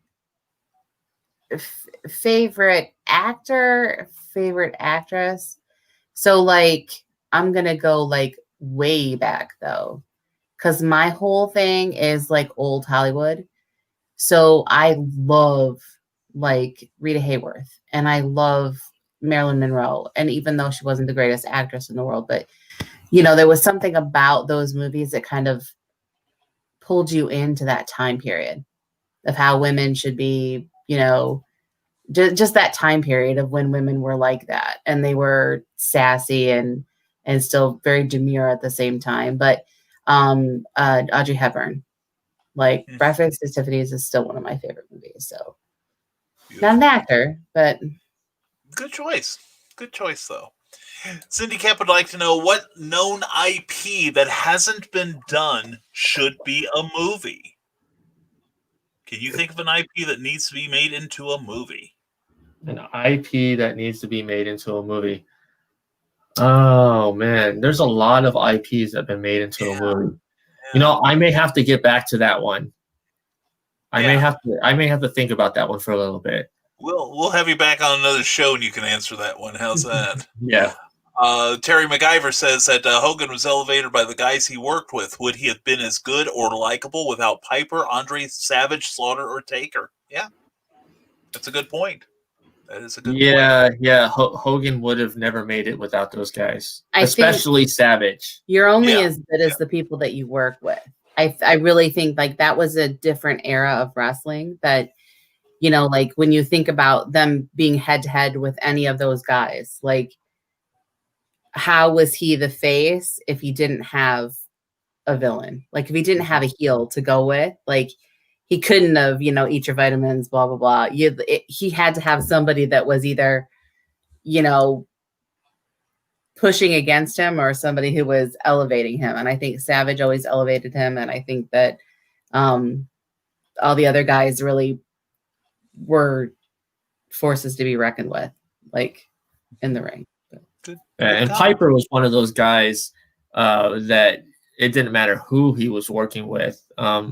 They could have been the crappiest of the crap, and Piper would have been still at top of his game. Piper could make it look good. Shut up. Yeah. There's nothing going on. We're doing a show. Annoying dog ever. We have dozens of people listening. Go away. Anyway, but no, you know, and that's one of the reasons my favorite wrestler is Ric Flair, because I've said for years, he can make almost any wrestler look, you know, because he can sell things like you were saying earlier. He can make almost any wrestler look as if they are worthy to wrestle the champ. And Eric Hawkins of the Zombified World of Oz, the Eric Hawkins, says happy birthday.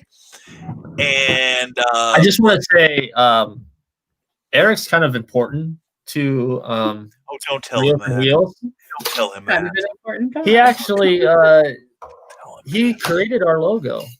Oh, is that his? I didn't realize that. Oh, okay, that's the face behind the logo. Yeah, there he is. You know, we went back and forth on you know what we were looking for, and he kind of got my idea, and that's our logo is what he came up with, and he and I had the same vision of we wanted a logo that is brand recognition, something you could put on a T-shirt and a mug, and people go, "Wow." Mm-hmm. Yeah. He designed the Rising Tide logo too, by the way. So, you know, the man does good work. He's very, very talented. Magi Jake Lindsay, glad to see you here. We've already answered that, unfortunately. And he asked, did you see that Chris Angel hosted Raw a while back? Yes. Yeah. Sarah says, aside from wrestling, what do you think of UFC? It's all right. I mean, I don't watch it like I used to. I'm a fan of the old UFC when there wasn't really any rules, and I mean you would have, you know, the boxer against the wrestler, and it didn't matter the size difference. It was basically like the Roman gladiator fights. I understand why they don't do that now and why they have rules and weight classes and all that, so people don't get as hurt. You know, the ref, you know, knows when to stop the fight and all that. I do have to say that this Saturday, probably the best UFC fighter of all time, he retired, Khabib, undefeated, 29-0. Wow. And he's based out of Russia. And this guy, he actually used to fight bears. No, he used to fight bears in Russia. Wow. Yeah, because what else is there to do in Russia? Yeah, exactly. Yeah. Nicole has a history with Russians. It's a long history. We'll talk about that on the after show. There we go. But, there we go. he We're keeping it PG-13. He made a It'll just be commitment. us. he made it to a commitment to the number one contender because the guy had earned the fight. So they fought Saturday and he destroyed him. But he wasn't going to retire before because the guy earned his shot and he's a fighter. So he let him fight. And after the match, he retired undefeated. And he's going to go down as the greatest UFC fighter of all time.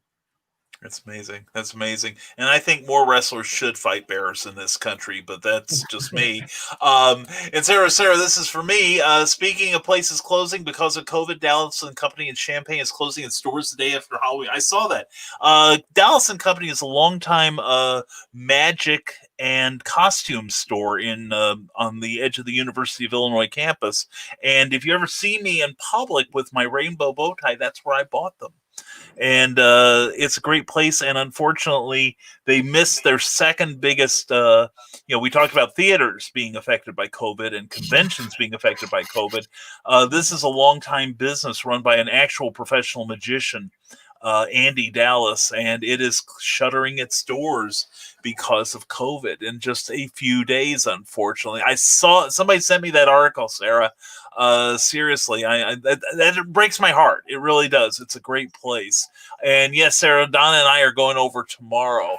And let's see. Here we go. Robert Beatty said, Terre Haute, Indiana just built a state-of-the-art drive-in about 3 years ago. Nice. Yeah. Oh, and now that he mentioned that, that's right. I think it's Marion, Illinois, which is in the southern part of Illinois, about 20 minutes east of Southern Illinois University. The local Harley Davidson has bought basically a dead mall that was down there. It used to be like their big mega mall at one point in time. And they said that they are going to be building a drive-in theater on one of the edges of the property there. So, nice. Let's see. And a lot of Carl Witzman's making a shopping list for himself and Sarah. Here we go. Terry MacGyver asks, what's the most misquoted movie TV show of all time? Has got to be Play It Again, Sam from Casablanca, or Beam Me Up, Scotty from Star Trek. Yeah. Or what is it? Luke, I Am Your Father. Yeah. Yeah. Actually, that's just the Mandela effect. We are all aware of what that is. So, let's see. Here we go. Magi Jake Lindsay says, which movie do you like more and why? The Grinch with Jim Carrey or the Santa Claus with Tim Allen? Which do you prefer? Santa Claus with Tim Allen because Tim Allen. Yeah. I mean, I love Jim Carrey and I love Dr. Seuss, but there was something about the Santa Claus with Tim Allen. I think it was the heartfelt story that was behind it. I'm sure it was a comedy. He becomes Santa Claus and stuff, but there was a story beyond that had nothing really to do with Christmas that drew me into that movie. Yeah. It had to do with Christmas. No, there was a story beyond that. The family's more important. That's all kind of Christmassy, but yeah, I agree with you. Very good. See, we can all agree on this show. And Bill Sarn says, my favorite Christmas movie is Holiday Inn with Bing Crosby and Fred Astaire, where we first heard Bing sing White Christmas and some of the best Irving Berlin songs. That's true. Molly Daniels, who is a state traveler here in Indiana, says there's one in Center Grove, Indiana, between Indianapolis and Martinsville on State Route 37. Let's see. Here we go. Oh, and also Rick Bradley, Rowdy Piper, and They Live. I have come here to chew bubblegum and kick ass, and I'm all out of bubblegum. Yes, that is a great line. That's a super line from a really super movie by John Carpenter. They Live. And Eric Hawkins, the Eric Hawkins says, I'm kind of a big deal. I'm very important. I have many leather-bound books, and my apartment smells of rich mahogany. See all that logo. I tell you, brother, all that logo designing is coming home. And let's see. Here we go. And let's see. We got a bunch of comments here. We're gonna run through them just because we are at the 10 o'clock hour. No, Eric Hawkins says there is a drive-in in Belleville, Illinois, and in Litchfield, Illinois. And I think Illinois has all the drive-ins. We have taken them from Florida. We have appropriated your culture. Rick Bradley says, "Yep, they'll have that open soon in Marion. $30 a car to watch a movie. It can hold 500 cars. That's quite a lot." Cindy Kep says to Terry McIver, "Isn't it? Do you feel lucky, punk?" And so, and well, you know what? Can I just say that? Are they misquoted though? Like it said misquoted. Are they really misquoting them? Because isn't the real line? Doesn't he actually say, "Luke, I am your father"? Or have I been hearing it wrong for 40 years? Well, that's part of the conspiracy theory about the Mandela effect. It's a group of conspiracy theorists who can't remember when Nelson Mandela died. So they have like this 40-year gap, and now they're finding things like the Berenstain Bears versus the Bernstein Bears, and that's one of them. That the line is not exactly, or actually, "Luke, I am your father" is the remembered line, but the line is just slightly different in the film version. But that's because we are now living in an alternate timeline. I was gonna say, there's a lot of Mel Brooks films I think probably get misquoted. Yeah, that's true. That's true. And the Princess Bride is probably one of the movies too. I think there's a lot of quotes in Princess Bride that I think people maybe misquote. Inconceivable. Definitely. And Magi J. Lindsay says, "Do you watch the TV shows that Tim Allen does nowadays?" What is The Last Man Standing? Is that what it's called? I've seen a few of them. I was more of a Home Improvement kind of guy, so I like the old school stuff. It's because his kids are older now. Yeah, there we go. They're not cute anymore. And Magi J, have an awesome day, night. I meant. He says, "Have an awesome night." And Bill Sarn says, "Great show and guests tonight. Gotta go for now. Via con dias amigos. Good to see you." And here we go. Obi-Wan from Eric Hawkins. "Obi-Wan never told you what happened to your father. He told me enough. He told me you killed him. No, I am your father." Yeah, that's what he said. That is the quote. In this timeline. And Cindy Cap has an explanation. "It's a swamp gas reflected off a weather balloon during a full moon." Science. That's what we're about here on this show. Science. And I do not think that word means what you think it means. It's paper. Oh, and Rick Bradley says something I don't think any of us can dispute. Galaxy Quest is one of the best sci-fi movies. Yes. Do you realize that I had to see that movie twice? Like the first time I watched it, I thought it was the dumbest thing ever. But I was 13 and I thought everything was dumb when I was 13. I think I was like 13. I don't know. I was young. And then, so I watched it just recently and I was like, oh my God, it is actually funny. Well, it is. And it's one of those films, I think it's like Willy Wonka and the Chocolate Factory. When you see it as a kid, you may think, well, this is kind of silly, or it's a lot of fun, depending on your mindset. But then when you become like a young adult, you think, hey, this movie's a little bit dangerous here. This is kind of fun. And then, like the older you get, the more you see in it, and the more you appreciate it. And we mean the Gene Wilder Willy Wonka and the Chocolate Factory, not the other. Well, that one doesn't exist. I was going to say that must be in the alternate universe that we're living in right now. Yeah, I'm confused. What is this garbage you speak of? This unwatchable garbage that I could barely sit through the first time. I agree, and that's earlier Cindy mentioned like remakes and stuff. I think that's a good argument against them. Yeah, there are some things you shouldn't touch. Like there are so many things about my childhood that you should not mess with. Mm-hmm. Like Back to the Future, untouchable. I agree. Well, there was that question about an IP that hasn't been made. I still can't think of an actual answer to that, but I can think of an IP that I think kind of got the short end of the stick, because not that the movie's terrible. The movie's great. Great casting, great everything. It was just a horrible marketing campaign, and that was John Carter. Yes, that is. I finally got to see that, and that's an awesome film. It is, and the thing is, Disney hired a marketing company that just didn't market the movie properly, and that got the short end of the stick. The movie's great. I think we need more John Carter. And just recently, the rights owner for The Last Starfighter just got the rights back, and they're going to do a sequel to The Last Starfighter. So that's another IP that's ripe for a new movie. Yeah. Good statement there. And Eric Hawkins says, prior to the Mandela effect, Brian had hair and wore a derby. It's true. It's true. That was the alternate me. But so anyway, we've kept you guys here for a little over 2 hours, and I've got to say, Brian, you were worth waiting for. I'm glad we finally got you on to Clever Title Pending. Thank you for being here.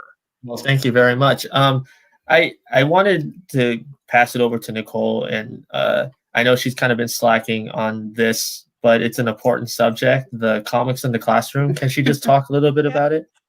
I insist that she talk about it. I demand that she talk about it. Don't roll your eyes, Nicole. Right. The reason I do that isn't because of you. It's because Brian always does this to me. Every time. And I should have known. I should have known the only reason I was sitting here was to talk about it. So comics in the classroom started, it really started in 2005 when I was working with ESOL kids. But we didn't actually start anything until Brian said, you really should go and talk about it. And I said, I want to talk to people. Like, I don't want to go places where people are just listening to me, like grown-up people. Like, grown-up people don't need to listen to me because I talk to kids all day. And so he booked my first convention, and he made me sit and talk to everybody about it. So it kind of was born out of a sheer love of reading and the media. So we just ended up talking about comics in the classroom, how I'd used comics in the classroom, how they were always on the shelves in my classroom, how my kids would come and talk to me about them. And it just kind of grew from there. And there are a lot of people that are doing the same thing. So I'm not the only person by any stretch, but I am the only person that's trying really hard to come up with ways to make it standards based. Like, I want kids to be reading it as the work, like in the classroom. That I think that there are a lot of comics that are amazing and should have the time for our kids to really read and think about them, because essentially we're teaching our kids to be thinkers. And it shouldn't matter how the medium is introduced to them. It should be about the thinking around the topic. So I always tell this story. So if you've already heard it, I apologize, because it's really the best one in my repertoire right now. So when we were testing in May, we had a whole month of school left before we were done after testing. And so the question was, what do we get the kids to do so that they're still engaged? They're interested in doing whatever, coursework you have to hand to them for the next month, even though they're pretty much done because they've checked out after the test. And I said, I want to read a comic book. And I've been doing a comic club, like just in my classroom, like off the cuff for a little while. And so we kind of decided as a department that we would do X-Men. And, I was teaching sixth grade at the time, and my sixth graders had more fun talking about X-Men as far as like in the context of race relations than I think they would have been able to have in the context of actual race relations. Like, it wasn't about Black and white issues. It wasn't about Black and Hispanic issues. It was about mutant human issues and the realness of being different and, all the things that it brings to them.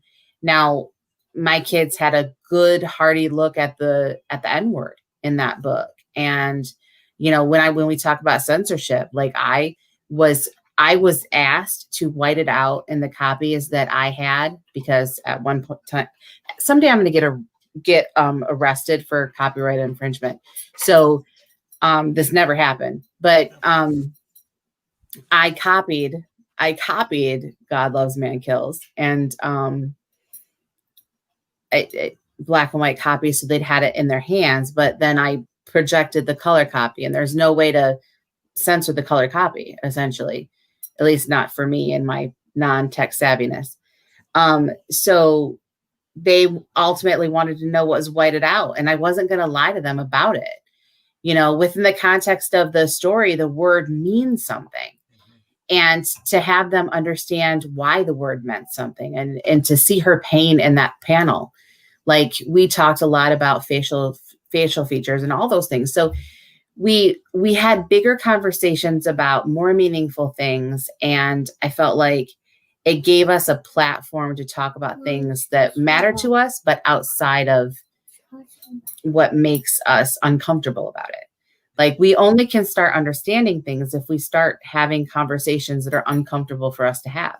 And I think more so than ever have we learned that now. It's like, we need to start having those conversations, and we need to start asking questions that matter.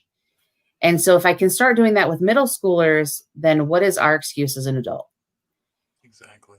Very well said. Like, comics are powerful things, and they're not just for, kids that can't read. They're for anybody who's looking for the world, looking at the world through a different lens.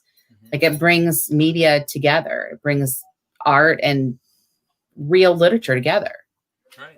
Yeah, that's very true. And, we talked about that when I was on your broadcast, Nicole, that I learned, and I mention it all the time on here, that I learned to read using comic books. And that's why my vocabulary is probably 2 or 3 years ahead of my peers, because I read comics voraciously. And through that, I learned how to use reference materials like a dictionary and an encyclopedia and such. So, I agree with this mission, wholeheartedly, and I want to see you continue that, Nicole. I think you're doing the Lord's work there with using the medium to educate kids, and not just in literacy, but also in the wider world around us. So many kudos. I still believe that when a kid tells me that they hate to read, is that they just haven't found something they love to read. Exactly. So it's not about the actual, like, there's always something that will take you away. I mean, we read to become other people. We read to understand what it is to be human. We read to understand other people's stories. And if somebody creates it in a comic book versus a novel, then who am I to judge how they did it? Just that they did, that they told the story so that someone could understand what it was like to be them. And that's what draws, and that's the whole point of Reels and Heels too. That's what draws us to movies, TV, and wrestling, is because we see these stories, and comics do that. I think we watch some movies and we read some things just to be entertained, but for the most part, a lot of the things that we really connect with, that are always our favorites, are always those ones that we think really deeply into because they meant something to us. We connected with the character. We cared about what happened to them after the movie was over. And, there's a lot of books that I've read, both comic book and just in general, like, books. And they didn't even have to be, they weren't adult novels. They were like young adult novels. Like, I read Forever by Judy Blume, and my life was changed. Like, I lived that for a period of my life, and I kind of was enthralled that someone else dealt with it and helped me deal with it. So it was good to have a character that I could relate to. What was the other one I was talking about? As an adult, I read the true stories. It's by Sherman Alexie. Shit. Yeah, my fault. We can't have a swear jar. You can. It's called paypal.me/risingtidebkm. No problem. What is the very true stories of a part-time Indian? Oh, yeah. Shoot. Heard of it. Yeah. I don't know. But the kid talks about what it was like to be on a reservation and not really being wanted by any society. You know, and like having to come to terms with the fact that he's growing up unwanted, you know, essentially. Not that he was unwanted, but unwanted by cultures. Like how many of our kids feel that way because they don't really belong to one culture. They belong to multiple, you know. I think that we need to have more books that talk about foster care. That's true. You know, I think a lot of books teach kids how to get through the things that suck in their lives. Like if I hadn't read Forever by Judy Blume, I probably would not. Well, I definitely wouldn't be sitting here because I definitely wouldn't have met Brian. But like, I think that we connect with characters because we see a little bit of ourselves in them. That makes a lot of sense. Very well said. And it makes me think that we need to have you on a future episode of Clever Title Pending, Nicole. So you can. I need to read more, I guess.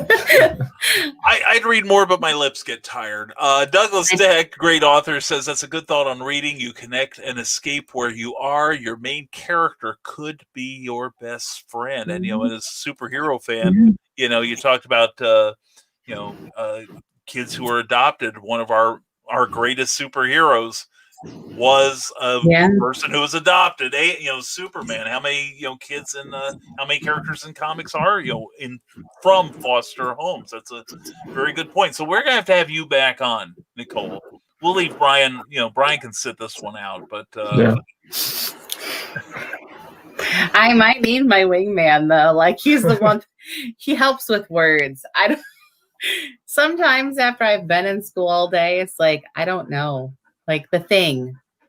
I will literally say to him, the thing. Give me the thing. And he's like, what thing? I don't know what you're talking about. I said, the thing. I don't know. The thing. I got one like you at home, Nicole. I understand this. No, very well said. Very well said. In fact, you both have been awesome tonight. I really thank you very much. We're here. And make sure you give Cookie our love. I will, as many times as it takes. Anyway, but bad, Brian. Anyway, but no, I will. I will take a drink. Take a drink. Yeah, everybody. Yeah, for what Brian is thinking right now. Not a bad thought, except Brian's usually thinking that. So anyway, we have had you guys on for a long time, and we really appreciate your time. And easy there, Nicole. But anyway, can I just say I appreciate what you do for the community? We need more people like you. Well, thank you. I appreciate that. And back at you, both of you. Seriously, I think we're all rowing in the same direction here, trying to make whatever this is a little better than when we found it. And you guys, you are doing great work in that regard. And that's why I'm so glad to have you both here. And so what I'm going to do is we're going to close out the show. And, the usual way, we're going to let you tell people where they can keep up with you, all the cool things that both of you do. And then we'll cut to me and I'll close out the show. But I want you to hang around so I can say goodnight to you guys. And then we'll close out this episode. So we're going to give this back to Brian and Nicole and tell everyone where they can keep up with you and all the awesome things you're doing and what you got in store. Well, you can find us every Saturday on Facebook at facebook.com / Reels and Heels Official. We're live every Saturday, different topic, whether it's movies, TV, wrestling, like I said in the future, comics, and some other cool stuff. We're on the HWWS Web TV YouTube channel, and we also broadcast on the HWWS TV Facebook page. You can find us on Spotify, Apple Music, Amazon Music, wherever you listen to your favorite podcast. Yes, wherever you can find your favorite podcast. And and then when conventions go back up, you can find us at conventions or around Florida. Yeah. You can find me at Comics in the Classroom FL for Florida. And pretty much it's on every social media, just like that, right? Yeah. Comics in the Classroom FL. And then I'm on Instagram at Stargazer Mama, and I'm on Facebook too. So if you click him, then you find me. Thank you for having us. Well, thank you for allowing yourself to be had. I appreciate that very much. And glad to have you both on here. And one more time, happy birthday, Brian. Thank you very much. All right. And thank you to everyone here that we're going to mute your microphones here, and then we'll take the show out here. All right. And thank you to everyone for your amazing questions and your comments. I really appreciate every time you guys show up for these shows. Next week, we are going to have Nicholas Tockert of the Historical Fencing Guild. He's also not just a guy who can teach you how to kill each other safely with bladed weapons. He's also an artist. He is a writer. He is currently doing the role-playing game for Hybrids, the Sons of Gods by Luke Stone, who's been a guest on this show several times. And he'll be here next week to talk about gaming and writing and art and killing each other with bladed weapons. What could be more fun?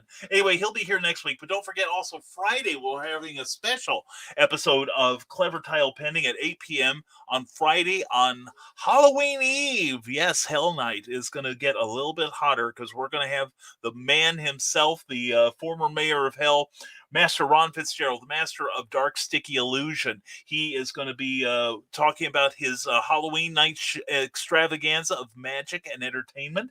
He is also a movie actor, and he's going to be starring in an upcoming comic book that with some scripting by somebody we all know and tolerate. But anyway, please join us Friday for a special edition of Clever Title Pending.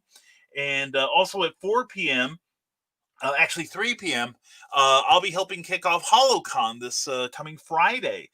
Please check out my pages, and we'll keep you posted on all that. In fact, if you're watching on YouTube and you're on risingtide.pub or the Indie Event page, please give those pages a like because it helps in the searchability for them. Also, if you're watching on YouTube, please, if you enjoyed this video, please give it a thumbs up. We'd appreciate that. Also, please share all of this with your friends so that everyone can check out Brian and Nicole because they are totally awesome people. Also, please subscribe and ring that bell so you'll be notified of all future extravaganzas on the Rising Tide Network page and Geek Insider. And we'd like to thank Plasma Fire Graphics for sponsoring this episode. Plasma Fire Graphics, when the look of your book matters to you. And a special hello to all of our friends on iHeartRadio, Amazon Music, or Spotify, wherever your favorite podcasts are, I guess would be the thing. So anyway, thank you all for being here. Thank you for wishing Brian a very happy 40th birthday. And also, one more thing, our newsletter will be coming out on Saturday at 5 p.m. So please go to risingtide.pub and sign up for the free monthly newsletter. Or if you're on Facebook Messenger, send me your email address and I will sign you up myself. So anyway, we're going to close out the show, and thank you one and all for being here. We really appreciate all of you. And just to let you all know that here's one thing, a few things I want you to do. I want you to stay smart, stay safe, wash your hands, of course, and never apologize for being awesome. This is Brian K. Morris for Clever Title Pending. Have a great, great evening. Now, every Sunday morning, longtime independent comics creator and Indie Volt podcaster Randy Zimmerman hosts a discussion on the lighter side of comics, the more whimsical and fun comics out there, on the Sunday Funnies. That's 9 a.m. Eastern Standard Time every Sunday on Indie Volt, indievolt.com, the Indie Volt YouTube channel, and the usual Indie Volt sites on Facebook. Listen in, won't you? Participate in the chat. Let's have some fun. See you there.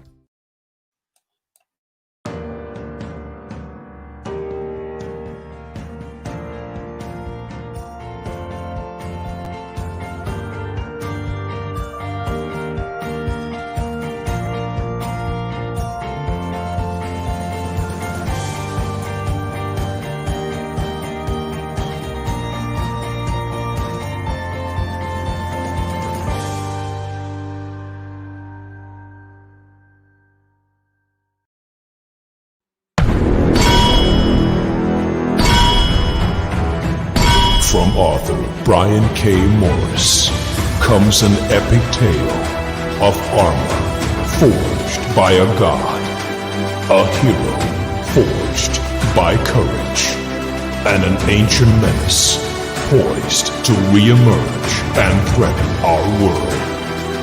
Volcana, Rebirth of the Champion, is available on Amazon.com. Get your copy today.